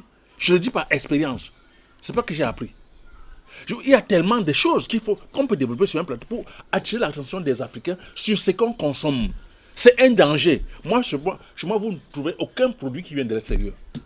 Je suis dans le Made in Africa. Tant que quelque chose n'est pas produit en Afrique, je ne consomme pas. Et je ne me porte pas mal. Moi, je ne prends aucun comprimé. Je n'ai jamais été malade. Parce que je contrôle tout ce qui rentre dans mon corps. Mon corps n'est pas une poubelle. Parce que tout ce qu'on vous envoie d'Occident, c'est la poubelle. Vos histoires de sandwich, tout ça là, c'est quoi? Le saucisson. Est-ce que vous savez que le saucisson que les gens mangent souvent là, ce sont des chiens morts qu'on a ramassés dans la rue, on transforme en saucisson, on envoie en Afrique? Vous pouvez savoir ça? Les animaux morts. Est-ce que vous pouvez savoir ça? Je lis d'expérience. Il faut faire très attention de ce que les gens nous envoient. Ils ne peuvent pas produire quelque chose de bien pour nous envoyer, ce n'est pas possible. Au contraire, ils viennent prendre ce qui est bien ici pour envoyer chez eux. Et ils nous envoient ce qui est négatif pour nous empoisonner. Les gens ont plein de maladies. Madame Capen, vous pouvez me dire comment on appelle le cancer dans votre langue maternelle? Ça n'existait pas. Ce sont des maladies le diabète, ça n'existait pas. Ce sont des maladies qu'on nous a imposées. Et on continue à consommer ces produits qui nous donnent des maladies. Dans la langue africaine, il n'y a pas votre histoire de cancer. Il n'y a pas votre histoire de diabète. Il n'y a pas votre histoire de maladie qu'on appelle prostate. Parce que tous les aliments qu'on mangeait, c'était des remèdes en même temps. La plupart des repas, des sauces, que ce soit dans toutes les régions, les sauces qu'on mange, les repas qu'on mange sont en même temps des remèdes. Mais on est venu nous imposer des conneries. Vous allez on vous fait un repas prêt à emporter. C'est quoi cette histoire? Donc c'est à nous de nous organiser pour mettre un thème à cette histoire. Et c'est pour ça que je dis que les pays de l'AES, les pays de l'Afrique de l'Ouest, ils peuvent entraîner tous les pays africains dans cette lutte qui va nous libérer totalement. Je sais de quoi je parle. Alors, Monsieur Nestor Podacé, est-ce que les sanctions qui peuvent donc découler si les nouvelles autorités refusent catégoriquement de respecter ou alors refusent de trouver un terrain d'entente avec cette délégation, du moins avec la CEDEAO, est-ce que ces sanctions seront suffisantes pour mettre une pression sur ces nouvelles autorités ou tout simplement il faudra activer d'autres méthodes de pression? La CEDEAO n'a aucun moyen de pression ni sanction pour faire changer la vie Nous ne vous recevons pas très bien, Monsieur Nestor. Nous ne vous recevons pas très bien. Je disais que la CEDEAO n'a aucun moyen. Il y a un souci avec votre micro. Vous me recevez? C'est bon maintenant, c'est bon, allez-y. Je disais que la CEDEAO n'a aucun moyen de faire changer la direction des dirigeants actuels de la Guinée-Bissau. Parce qu'on a vu avec le Mali des sanctions à leur retour 0-0, ça n'a pas d'effet escompté. On a vu Guinée-Conakry avec le coup d'État de Doumbia, ça n'a rien donné. On a vu les sanctions avec le Burkina, on a vu avec le Niger, même les menaces d'intervention militaire avec le Niger, ça n'a pas abouti. Donc la CEDEAO, aux yeux de l'opinion publique africaine, a perdu de crédibilité. Donc la CEDEAO elle-même, sa mission qui était en Guinée-Bissau, et au début de cette année, quand Ambalo avait expiré son mandat, a été renvoyé, chassé de la Guinée-Bissau. Elle n'a pas pu faire quoi que ce soit. On a vu Alassane Ouattara faire un coup d'État constitutionnel à Abidjan en tuant des Ivoiriens. La CEDEAO n'a pas bougé d'un iota. On en a vu la CEDEAO impuissant face à des massacres et des menaces des États-Unis et du Boko Haram au Nigeria. Donc cette CEDEAO-là n'a plus de crédibilité aux yeux de l'opinion et n'a même pas de crédibilité ni de légitimité. Donc dire que la CEDEAO peut faire changer les choses en Guinée et Bissau, c'est archi faux. Donc voilà un peu comment moi je vois la chose. Moi aujourd'hui, je veux que les dirigeants qui sont là, soit ils font la volonté du peuple en prenant la dynamique de l'AES, soit le peuple ou la société civile montre la direction à suivre. Voilà ce que moi j'attends de la part du peuple bissau-guinéen. Sinon, je n'attends rien de la CEDEAO. Merci. Monsieur Gamal Abina, l'exil même de ses opposants peut-il entraîner une nouvelle radicalisation politique? Non, en général, c'est le contraire. Quand les opposants sont exilés, ils ont tendance plutôt à ne pas être un problème. il faudrait un appui étranger, effectivement, états-unien, français ou je ne sais, pour donner du crédit à ses opposants, leur donner les moyens de déstabiliser. L'opposition la plus dangereuse, c'est celle qui reste à l'intérieur des frontières et qui a un soutien populaire. Là, un président faiblement élu, avec des résultats qui ne sont pas encore sortis, comme je le disais, ne constitue pas réellement une opposition, sachant en plus qu'il a tout de suite abdiqué, donc à la limite, il a presque pris acte du fait qu'il n'a plus de fonction officielle dans le pouvoir de Guinée-Bissau. Mais une chose est certaine, c'est que ce qui va inquiéter l'Occident, comme je le disais, c'est l'effet domino. C'est-à-dire qu'un, puis deux, puis trois, puis quatre, puis cinq pays qui ont une lecture panafricaine, qui soient démocratiquement élus comme au Sénégal ou alors par les coups de force militaires, ça traduit une réalité. On n'a pas de vagues de population dans la rue qui sont contre, on n'a pas d'expression négative, au contraire. La Guinée, c'est autre chose, parce qu'on ne sait pas encore qui fait quoi. Ils ont nommé un homme qui serait à la tête de la transition, qui sera un civil, semble-t-il. Mais rien ne dit ce qui va se passer. C'est-à-dire que c'est difficile de lire dans le mar de café. On a des rapports de force internes qui existent réellement. Il y a eu un coup de force qui était attendu d'ailleurs. C'est pas une surprise dans cette région. On s'attend toujours à des coups de force. La Guinée, c'était déjà plus ou moins tangent en plus. Mais je pense que l'idée selon laquelle il pourrait y avoir une opposition téléguidée de l'extérieur qui renverserait la donne, j'y crois pas du tout. S'il se passe quelque chose, ce sera en interne et ce sera au niveau des militaires peut-être. Peut-être que si la transition aboutit dans un an, la bataille politique sera menée par des personnalités qui émergeraient de la société civile, pourquoi pas. Mais j'ai du mal à imaginer effectivement qu'il y ait une tendance, un changement tendancieux important qui viendrait de l'extérieur. Il est difficile, c'est rare, on a eu quelques cas de figure comme ça, à l'Iran par exemple avec la révolution islamique, mais il y avait une assise populaire dès le départ. Difficile de croire qu'un homme qui n'est pas très populaire qui n'a pas une grande sympathie du peuple et surtout qui n'est pas hyper charismatique, puisse renverser la donne de l'extérieur. Puis surtout, quand on est à l'extérieur, en général, c'est plutôt mal vu par les populations. Parce qu'aujourd'hui, la configuration africaine a changé, les gens sont éduqués, ils savent que s'il y a un coup de force, ça viendra de l'extérieur. On l'a vu, je vais parler d'Iran des années 50, où Mossadegh a été renversé par la force, effectivement, des États-Unis. Donc ça, c'est des expériences. Je parle évidemment, on se rappelle Sankara, Lumumba, j'en passe. Donc toujours, quand il y a l'intervention extérieure, en général, ça vient souvent de l'Occident pour des questions économiques et des questions idéologiques. Mais là, avec le changement de paradigme, avec ce nouveau monde qui s'installe, avec cette fameuse multipolarité, avec ces rapports économiques changeants, avec une force considérable à l'Est, je pense que ces pays-là ont le choix de leurs partenaires et pourront jouer la carte, effectivement, d'une négociation des deux côtés de l'Est et de l'Ouest, du Nord et du Sud. Ce qui est important, à mon sens, aujourd'hui, c'est quoi? C'est est-ce que les populations civiles vont être satisfaites pleinement dans leur volonté de sortir de ces situations de développement arrêté. On ne peut même pas parler de voie de développement parce qu'en réalité, c'est un développement arrêté. Les richesses étaient confisquées, l'exploitation se faisait de façon continue, sans que ça profite à la population, sans que les infrastructures soient installées. Ça a été dit par le précédent intervenant, je crois. C'est quand même... Non, c'est ouais, c'est le professeur qui disait ça.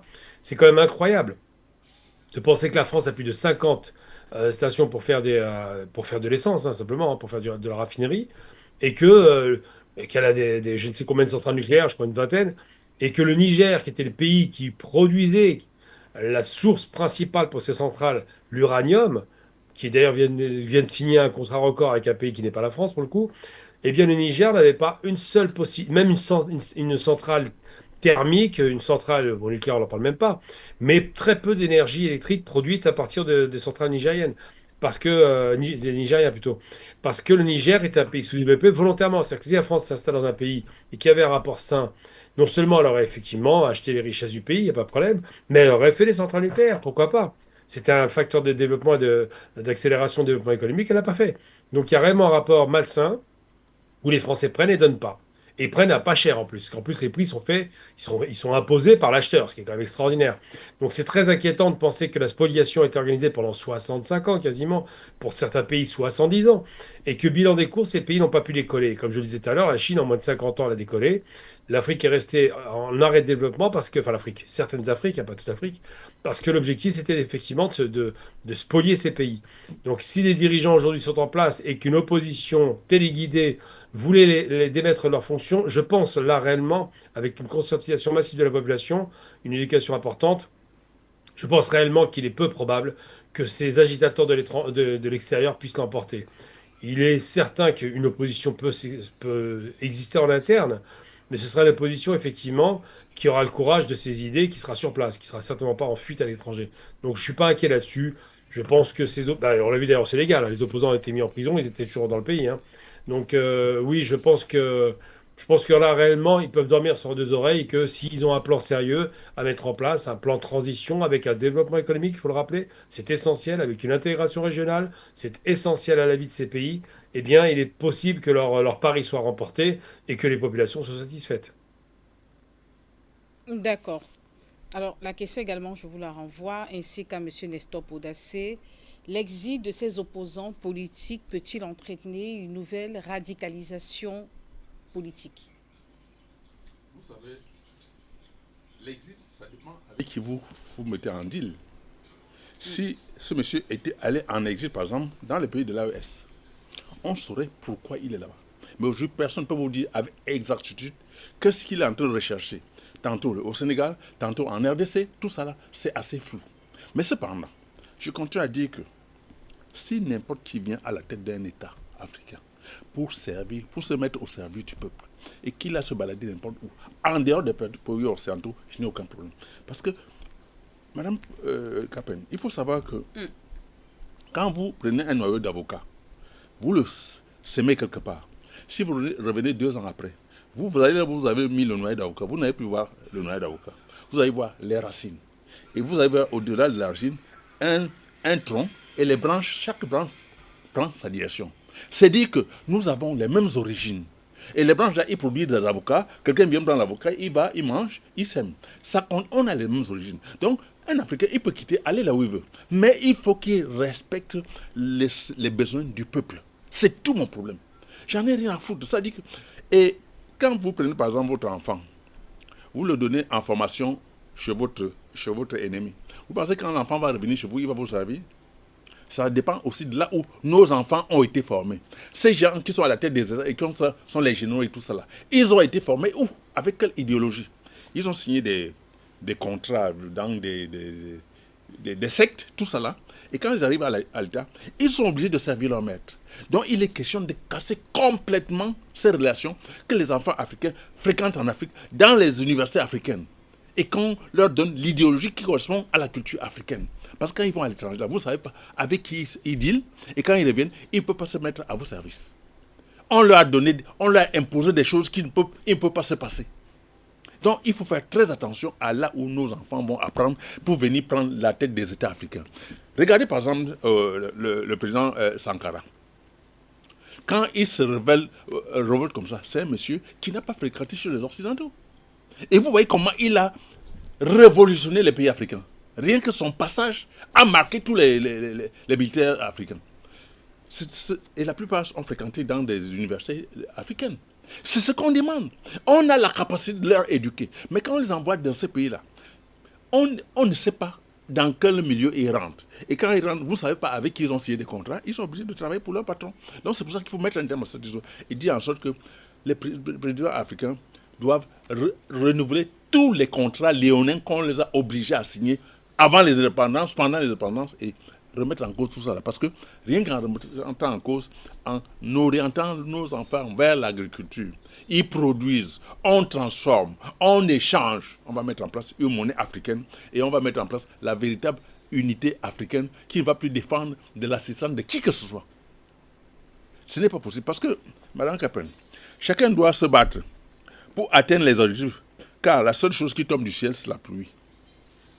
Je dis chacun doit se battre pour atteindre ses objectifs, parce que rien ne tombe du ciel. Et la terre ne nous appartient tous à la terre. Donc il faut faire attention, et c'est la terre qui est notre maman nourricière. Tant que nous nous engageons pas sur la terre pour produire, pour vivre, nous ne pourrons attendre rien de personne. Et on va dépendre toujours des autres. Donc faisons attention. Arrangeons-nous, mettons-nous ensemble pour développer notre continent parce que personne ne viendra nous le faire. La rébellion que vous entendez là, sont des gens qui viennent pour exploiter nos minéraux. Quand ils viennent, ils s'en savent quelque part, il faut bien qu'ils donnent des armes aux rebelles pour qu'ils mettent le désordre autour de là où ils sont en train d'exploiter, pour que vous ne veniez pas savoir ce qui sort de la terre. Au Burkina, par exemple, il y avait des sites de minerais d'or qu'on exploitait. Le gouvernement burkinabé n'était même pas au courant. Dans tout le pays de l'AES. C'est quand ils ont arraché leur autonomie qu'ils ont découvert qu'il y avait des bases militaires dans des endroits où on faisait extraire les minéraux. Il y avait même des avions qui atterrissaient pour prendre ces minéraux et partir. Il y a des choses qui sont passées. Et ça se passe dans les pays africains jusqu'à présent. Si on ne met pas un terme à cette histoire, on va continuer à penser qu'on se développe. Pas du tout, sans se mettre ensemble. Voilà ce que je peux dire, Madame Capet. Monsieur Nestor Podassé, vous avez la parole. La même question. Ok, moi, ce que je dirais, est-ce que les opposants en exil Votre micro encore, monsieur Nestor Podassé. vous me recevez maintenant? Pas encore. Pas encore, hein. Le Vous micro, me recevez? malheureusement, ça dérange Vous me encore. recevez? C'est bon maintenant. Oui, Vous c'est me bon. recevez? Oui, c'est bon, merci. Donc, Allez-y. je disais que avec l'opposition en exil, cela va encore ajouter les crises, les tensions politiques. C'est possible parce que l'opposition en exil continue toujours à mener la communication. Et ça dérange encore, hein, monsieur Nestor. C'était bon il y a à peine quelques secondes et juste à présent, ça dérange. Vous me recevez? Ça dérange encore, monsieur Nestor. Aïe, aïe, aïe, c'est pas problème de retour à mon niveau. Ça va maintenant? Ça essaye, ça essaye. Ah, c'est bon? C'est pas bon, monsieur Nestor. Le son n'est pas bon. C'est vraiment grisaillé, entrecoupé. Allô? Vous me recevez maintenant? Allez-y, on va se battre comme ça, allez-y. D'accord. Donc, je disais que l'opposition en exil, ça peut avoir des crises politiques, des tensions politiques à l'interne. Oui, c'est C'est pas bon, monsieur parce Nestor. que... C'est Allô? pas bon. Le son n'est pas bon. Le son n'est pas bon. C'est bon maintenant? Voilà, c'est bon, allez-y, allez-y. Alors, donc, je disais que l'opposition politique en exil, avec les communications, des revendications de victoire, ça peut créer des tensions politiques si le peuple envoyait le peuple manifester sur le terrain. Mais malheureusement, on ne voit pas le peuple manifester pour réclamer la victoire de leurs candidats qu'ils soutiennent. On ne voit pas la société civile panafricaine donner de la voix. Bon, est-ce qu'il y aura une tension politique à l'interne? Dans les jours à venir, on verra bien. Sinon, pour le moment, on sent pas trop le peuple, l'engagement du peuple, au fait. Parce que normalement, si c'est au Burkina ou au Mali ou au Niger, à l'heure là, peut-être le peuple était déjà dans la rue. Ou bien au Niger, le peuple était déjà dans la rue. Ou au Sénégal, où la société civile est très très bien engagée là-bas, avec une société civile très forte, très mature, qui mobilise beaucoup. Peut-être à l'heure là, le peuple était déjà bien visible sur le terrain. Mais en Guinée-Bissau, franchement, ils ont encore du travail à faire pour encore sur la mobilisation du peuple. Parce qu'on ne les sent pas, ils sont quasiment absents. Ça, c'est mon analyse à moi. Et c'est ce que je pense. Oui. Donc, pour moi, cette tension, est-ce que ça va venir? Je ne sais pas ce qu'on souhaite en tout cas. Au fond de moi, ce n'est pas ce que je souhaite. Ce que je veux, s'il y a une société civile ou l'opposition qui prend le chemin de la souveraineté avec une vision politique claire, alors les panafricanistes doivent les accompagner. Mais si c'est pour réclamer politique et pouvoir, autre troisième pose et continuer avec le même système France-Afrique, n'oubliez pas que la Guinée-Bissau est dans le système France-Afrique avec les pays de l'UEMOA. Alors, si c'est pour continuer à perpétuer le système France-Afrique, moi, je pense que ce n'est pas la peine que le peuple bissau-guinéen se fasse tuer pour ces futilités. Ce qu'il doit se battre, c'est de se battre pour leur vraie souveraineté. Que les militaires qui sont au pouvoir prennent le chemin de la souveraineté. Et si les militaires qui sont au pouvoir refusent de rompre avec le système France-Afrique, que le peuple n'a qu'à s'assumer en demandant leur départ pur et simplement. Voilà. Donc, il faut que la société civile travaille à ce que le système soit de telle sorte que, comme ce soit au Burkina Faso ou bien au Mali ou au Niger, aujourd'hui, tout président qui va venir dans ces trois pays, si tu ne pars pas dans la dynamique panafricaine, le peuple va te dégager. Parce que nous, on a travaillé à conscientiser la base et que la base est consciemment engagée, déterminée. Ça fait qu'on ne peut plus nous jouer un jeu de dupes. Ça ne marchera plus. Vous voyez qu'en 2014, on a été dupés. Et quand Roch est venu, il nous a dupés. Quand Damiba est arrivé, il nous a dupés, mais le peuple a dit de partir. Roch a dupé le peuple, a dit il faut partir. Damiba a dupé le peuple, a dit il faut partir. Donc, c'est celui qui est dans la dynamique révolutionnaire panafricaine qui peut diriger le Burkina Faso actuellement. C'est ce que la société civile et les opposants politiques doivent faire en Guinée-Bissau. Mais s'ils ne s'inscrivent pas dans cette dynamique, si c'est pour se faire tuer pour des politiques politiciennes, je pense que le peuple est mature maintenant et n'est plus prêt à se laisser faire. C'est pour cela, depuis là, l'opposant réclame victoire, mais on voit que le peuple ne bouge pas. Voilà. Si vous avez fait la remarque, vous verrez que le peuple ne bouge pas. Le peuple est là, ça crie, mais ça ne bouge pas. Parce que les gens veulent voir quelle direction tu veux prendre.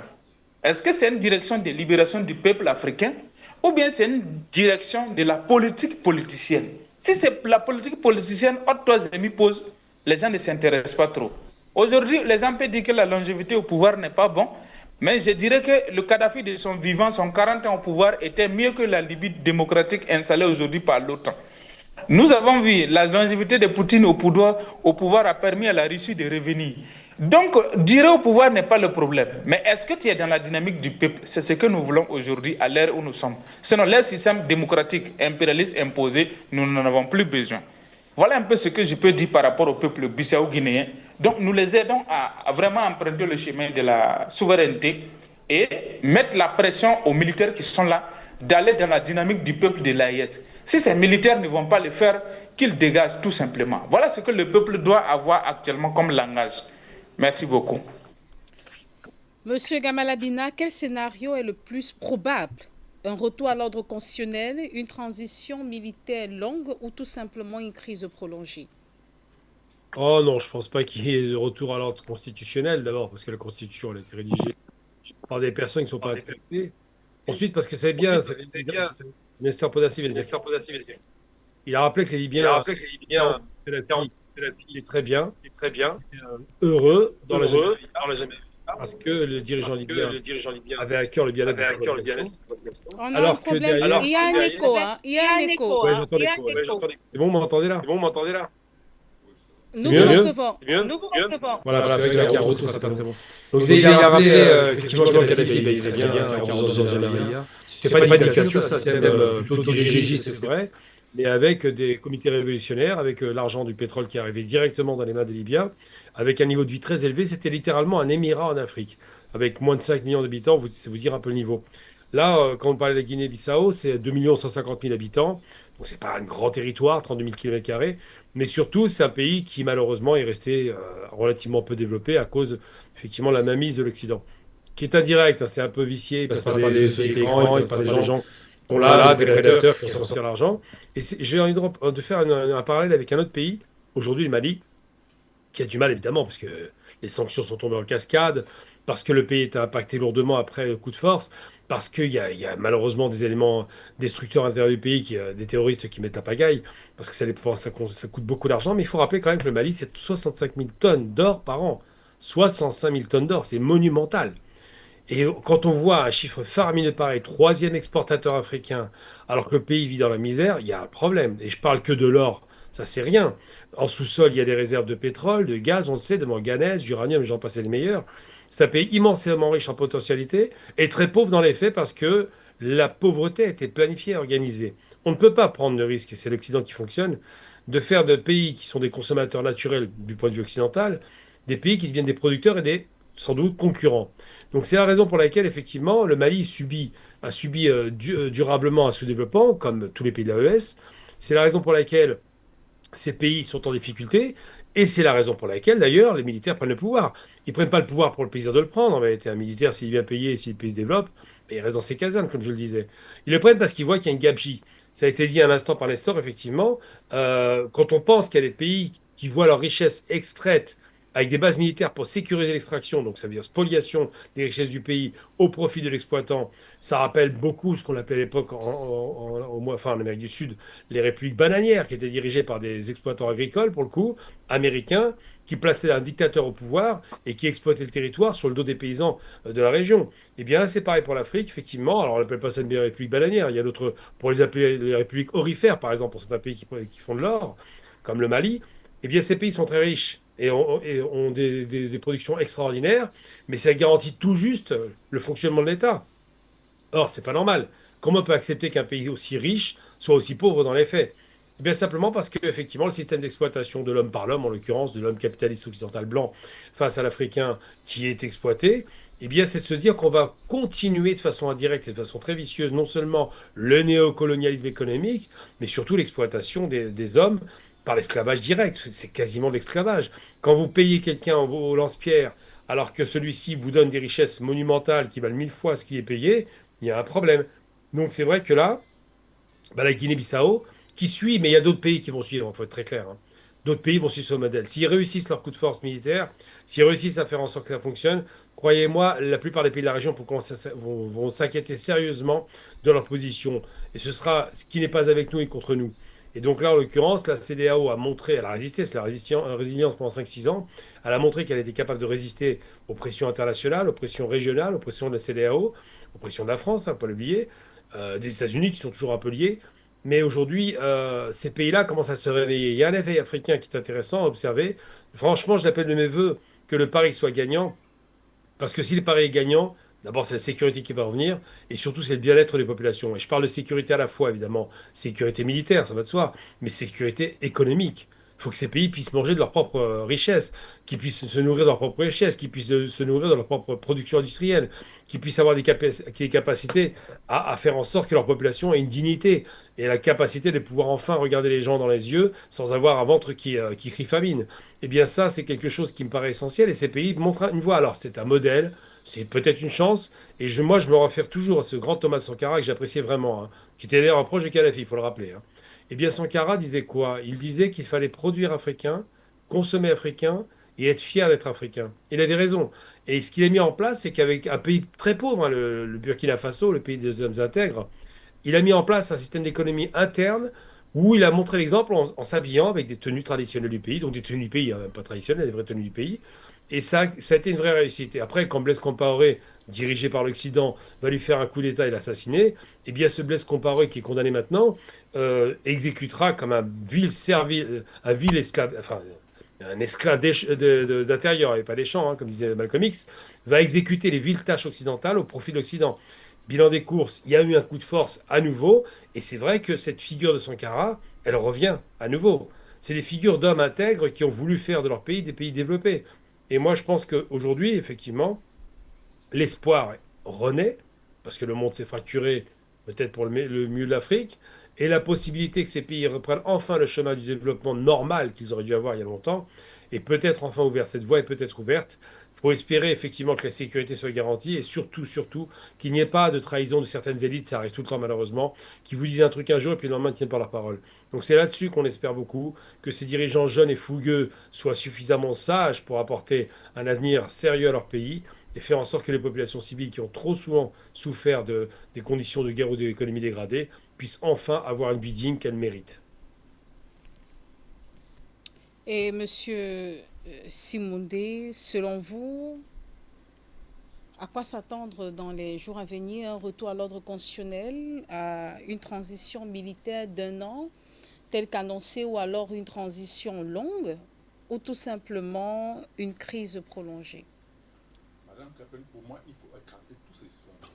Parce qu'aucun pays ne s'est constitué. On les a constitués sans leur avis.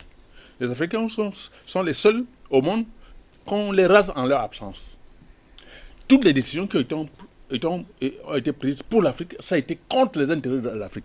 Pour moi, avant que les Occidentaux n'arrivent en Afrique, l'Afrique était le continent le mieux organisé parce que dans chaque région, il y avait une chefferie. Je dis, si on réétudie, moi je le dis parce que j'ai étudié, j'ai mis en place un autre système de gestion où tous les pays africains en un temps record peuvent se développer. Ça veut dire quoi?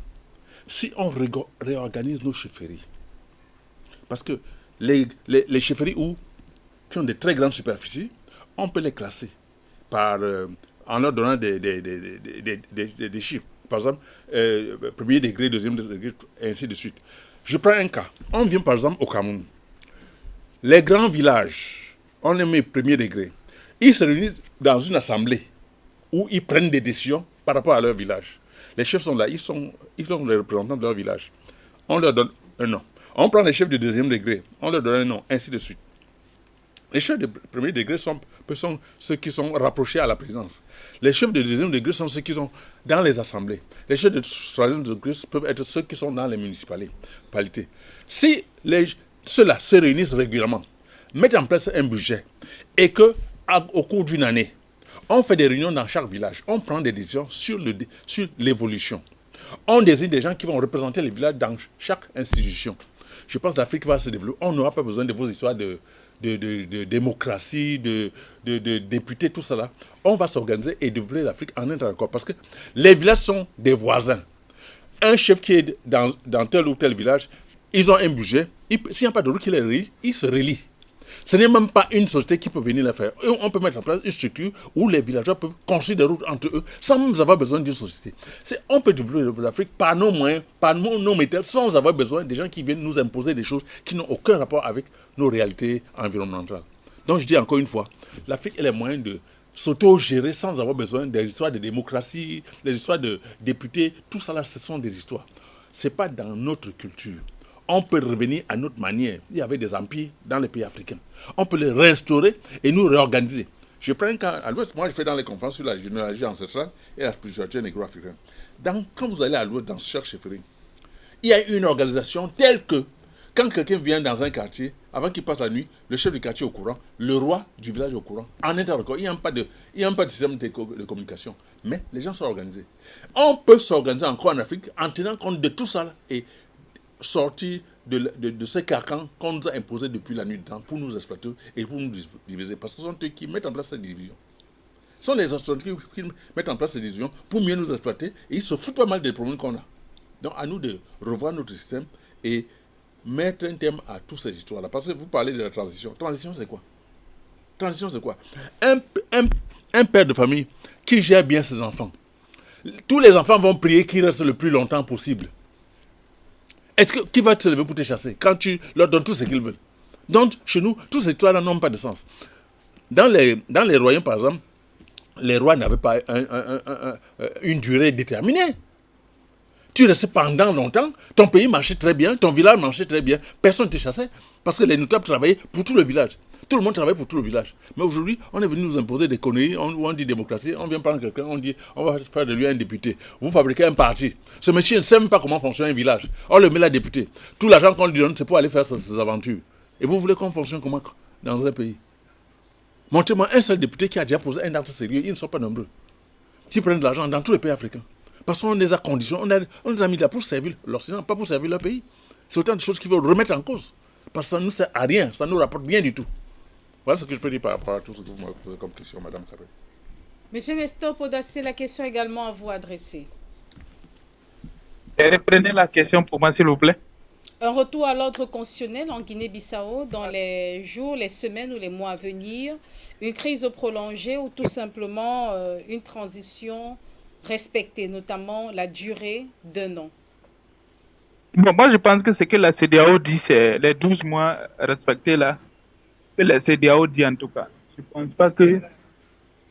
pense pas que ça soit dans l'immédiat. Parce que si on dit de respecter l'ordre constitutionnel et qu'actuellement la CENI proclame que c'est Ambalo qui a gagné, est-ce que Ambalo va revenir? Donc cela prouve que ce n'est pas possible.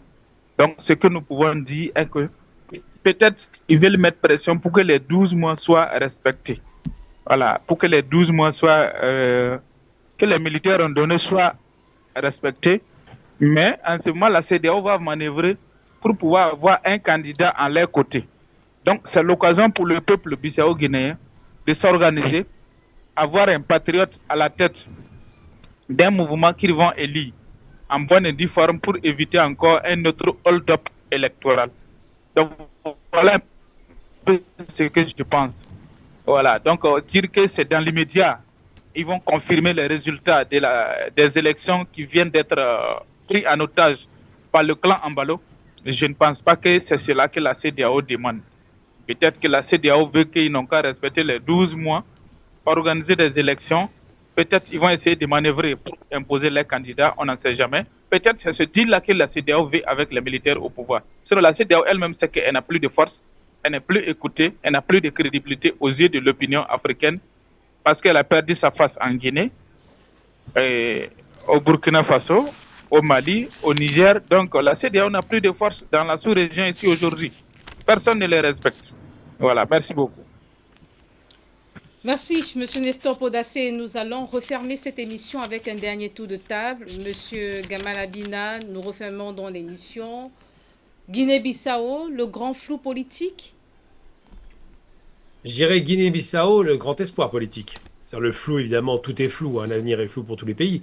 On ne sait pas où on va, il peut y avoir des catastrophes, des pandémies. Mais l'espoir s'est permis. Le flou, c'était avant. C'était quand tout était en bon ordre, on savait d'où on partait, donc de nulle part, où on arrivait nulle part, et puis où les conditions de développement et de réussite et de ce que vous voulez n'étaient pas au rendez-vous. Aujourd'hui, l'espoir est né, renaît. Alors, est-ce que ça va être positif? On ne sait pas. Mais si, moi, je parie, j'espère parier sur un pari gagnant, sur des hommes qui ont, et c'est ce que je dis régulièrement, qui ont à cœur l'intérêt de leur pays. Je prends l'exemple, je vais revenir sur mon pays d'origine, Algérie. On a eu un dirigeant politique militaire, en l'occurrence, enfin plutôt militaire que politique, qui s'appelait Gaïd Salah, paix à son âme, et qui a dit, quand il y a eu le Hirak, donc le mouvement populaire qui devait en finir avec le système Bouteflika, qui a dit une phrase extraordinaire. C'est pour ça que je crois en l'intégrité de certains et en le nationalisme des gens bienveillants et protecteurs. Il a dit l'armée est avec le peuple. Et ce mot-là est important, parce que l'armée a fondé l'Algérie, on le sait, elle a garanti la sécurité de l'Algérie, et a dit à la fin, l'armée est avec le peuple, on ne travaillera pas avec des corrompus. Et donc ce mot-là a sauvé la population, il n'y a pas eu un seul mort sur des manifestations, près de 20 millions de personnes dans la rue quand même. Eh bien, le Guinée, c'est pareil. Pour l'instant, il y a l'expectative, on ne sait pas ce qui va se passer. C'est un pays, effectivement, il y a une singularité parce que c'est une ancienne colonie portugaise, mais c'est un pays qui n'est pas très grand, pas très riche, pas beaucoup d'habitants, 2 millions d'habitants, mais qui a la chance d'avoir une ouverture à la mer, d'avoir des pays frontaliers qui sont en cours de développement, et qui pourrait, s'il parie de façon vraiment forte sur un passé de certaines réussites africaines, hein, pas les oublier celles-là, qui pourrait espérer effectivement un décollage économique avec un retour de manivelle vis-à-vis des exploiteurs étrangers. Ce qui est important à mon sens aujourd'hui, c'est surtout une chose essentielle, en dehors même de la dignité retrouvée. C'est que ces pays, comme le fait très bien d'ailleurs le Niger, il l'a refait très bien avec l'uranium, hein, où il a expurgé la France de la région, et il a dit on va renégocier les contrats. Et on va négocier les contrats à notre avantage cette fois-ci. On va arrêter de se faire avoir. Eh bien, tous les contrats d'exploitation minière, forestière, aurifère, ou je ne sais, enfin, toutes ces exploitations des métaux précieux ou non précieux, pétroliers, gaziers ou autres, tous ces contrats doivent être renégociés parce qu'il se trouve que la Guinée-Bissau a une ouverture sur l'océan et donc probablement une grande capacité d'exploitation de gaz et de pétrole en offshore, donc au large des côtes. Et c'est quelque chose qui compte parce que beaucoup de pays occidentaux sont très au courant des richesses supposées ou avérées de ces pays sous-exploités et sont intéressés par l'exploitation à bon compte. Sauf que là, et c'est en cela que je vous réponds, l'espoir est permis de penser que ces dirigeants auront la dignité et l'intégrité de penser d'abord à l'intérêt commun de la nation et du peuple avant leur propre poche. C'est en ça qu'effectivement on peut espérer non pas qu'il y ait une zone d'ombre, de turbulence ou de brouillard, mais plutôt une zone d'espoir et de lumière. Monsieur Nestor Podassé, le grand flou politique ou le grand espoir politique, pour reprendre Monsieur Gamal Abina, en parlant de la Guinée-Bissau, bien sûr. Non, moi je ne parlerai pas de flou politique, mais je dirais que c'est un grand espoir politique, comme Abina l'a dit, parce que faut pas qu'on va regarder toujours le verre à moitié vide, il faut toujours regarder à moitié plein. Parce qu'aujourd'hui, c'est l'occasion pour le peuple de s'imposer. Voilà. Parce que le boulevard, on sait que Ambalo était un pion de l'impérialisme. Ambalo n'ayant plus là, c'est maintenant le peuple doit s'affirmer en montrant la direction à suivre. Et si le peuple arrive à s'imposer, alors celui qui est là, il est obligé de faire la volonté du peuple. Parce que je vais vous dire la vérité, la révolution, on ne fait pas une révolution pour le peuple, on fait la révolution avec le peuple. Un peuple qui n'est pas réveillé aura tous des dirigeants moutons. Donc, c'est l'éveil de conscience de la population qui fait que le peuple prend le bon chemin. Exemple, vos voisins du Gabon. Oligui est là en train de jouer au guignol, excusez-moi du terme. Malheureusement, le peuple est capable de dire à l'armée française les bases militaires qui sont au Gabon n'ont qu'à quitter. Alors, tant que le peuple ne va pas réagir, c'est difficile. Moi, j'ai vu une vidéo où le comédien disait que on dit d'aller accueillir Macron. Macron a fait quoi de bon pour le Gabon pour que les Gabonais aillent accueillir Macron? Que c'est foutaise. Mais pendant ce temps, certains Gabonais étaient mobilisés à l'aéroport pour accueillir Macron. c'est comme une victime qui acclame son bourreau. C'est difficile, quoi. Tant que le peuple ne se réveille pas, les dirigeants ne peuvent rien faire. Donc, ce soir, je lance un appel au peuple bissau-guinéen de se mettre dans la dynamique de la libération du continent et imposer le tempo aux dirigeants. C'est ce que moi, je les recommande tout simplement. Et s'ils sont organisés, une société civile organisée, déterminée, alors il n'y a rien à faire. Le pouvoir, les militaires seront obligés de faire leur volonté, ou bien ils seront balayés par un autre coup d'État qui va venir faire la volonté du peuple. Merci beaucoup.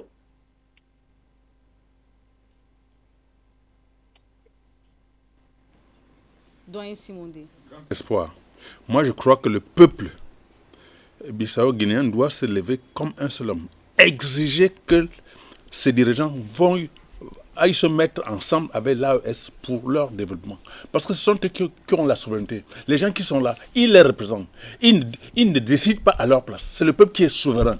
Tu as beau être militaire, n'importe quoi, c'est le peuple qui te demande ce que tu dois faire. Ce n'est pas toi qui t'imposes ce que tu veux.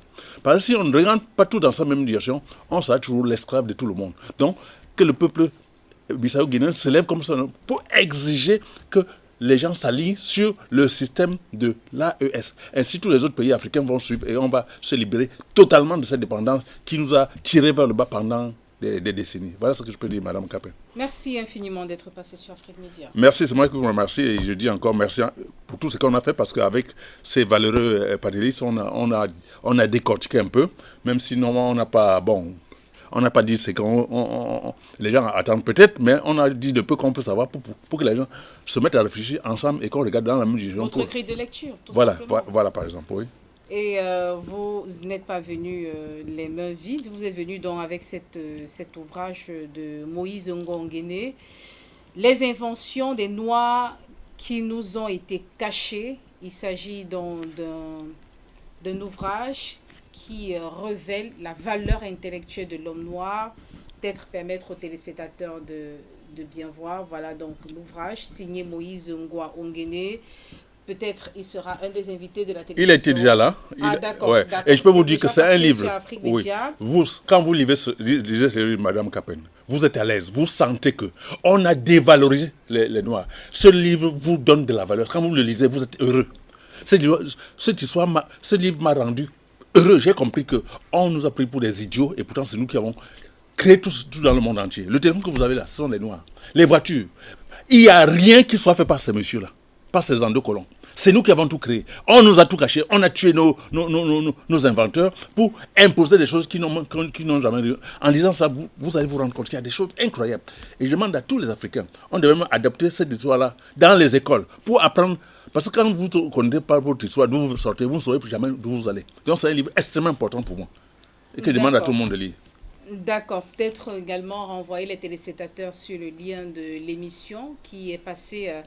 le nom de l'émission Un auteur, un livre, c'est présenté par M. Boubacar Siddiq. Et s'ils ont besoin de ce livre-là, je voilà, je pense que beaucoup de téléspectateurs peuvent directement contacter M. Simondé pour avoir donc cet ouvrage, Les inventions des Noirs qui nous ont été cachées, Moïse Nguongene.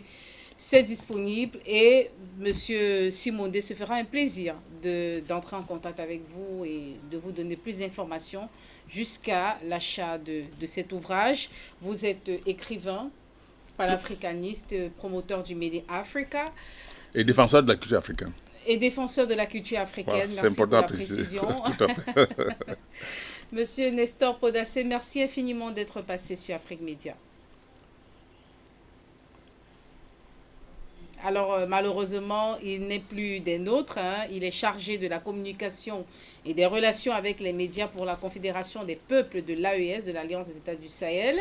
Monsieur Gamal Abina, merci. Merci infiniment d'être passé. Merci beaucoup pour votre invitation. Merci pour l'émission, c'est intéressant.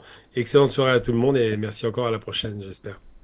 À très vite, Monsieur Gamal Abina. Vous êtes internationaliste, et qu'on vient de le souligner pour les téléspectateurs qui peut-être ne connaissent pas très bien cette casquette-là. Vous avez plusieurs autres casquettes, mais vous aimez bien qu'on vous présente comme internationaliste. Merci infiniment encore d'être passé. Merci, chers téléspectateurs, pour votre extrême fidélité à nos honneurs. Restez scotchés sur Afrique Média et à très vite pour notre rendez-vous du savoir. Au revoir.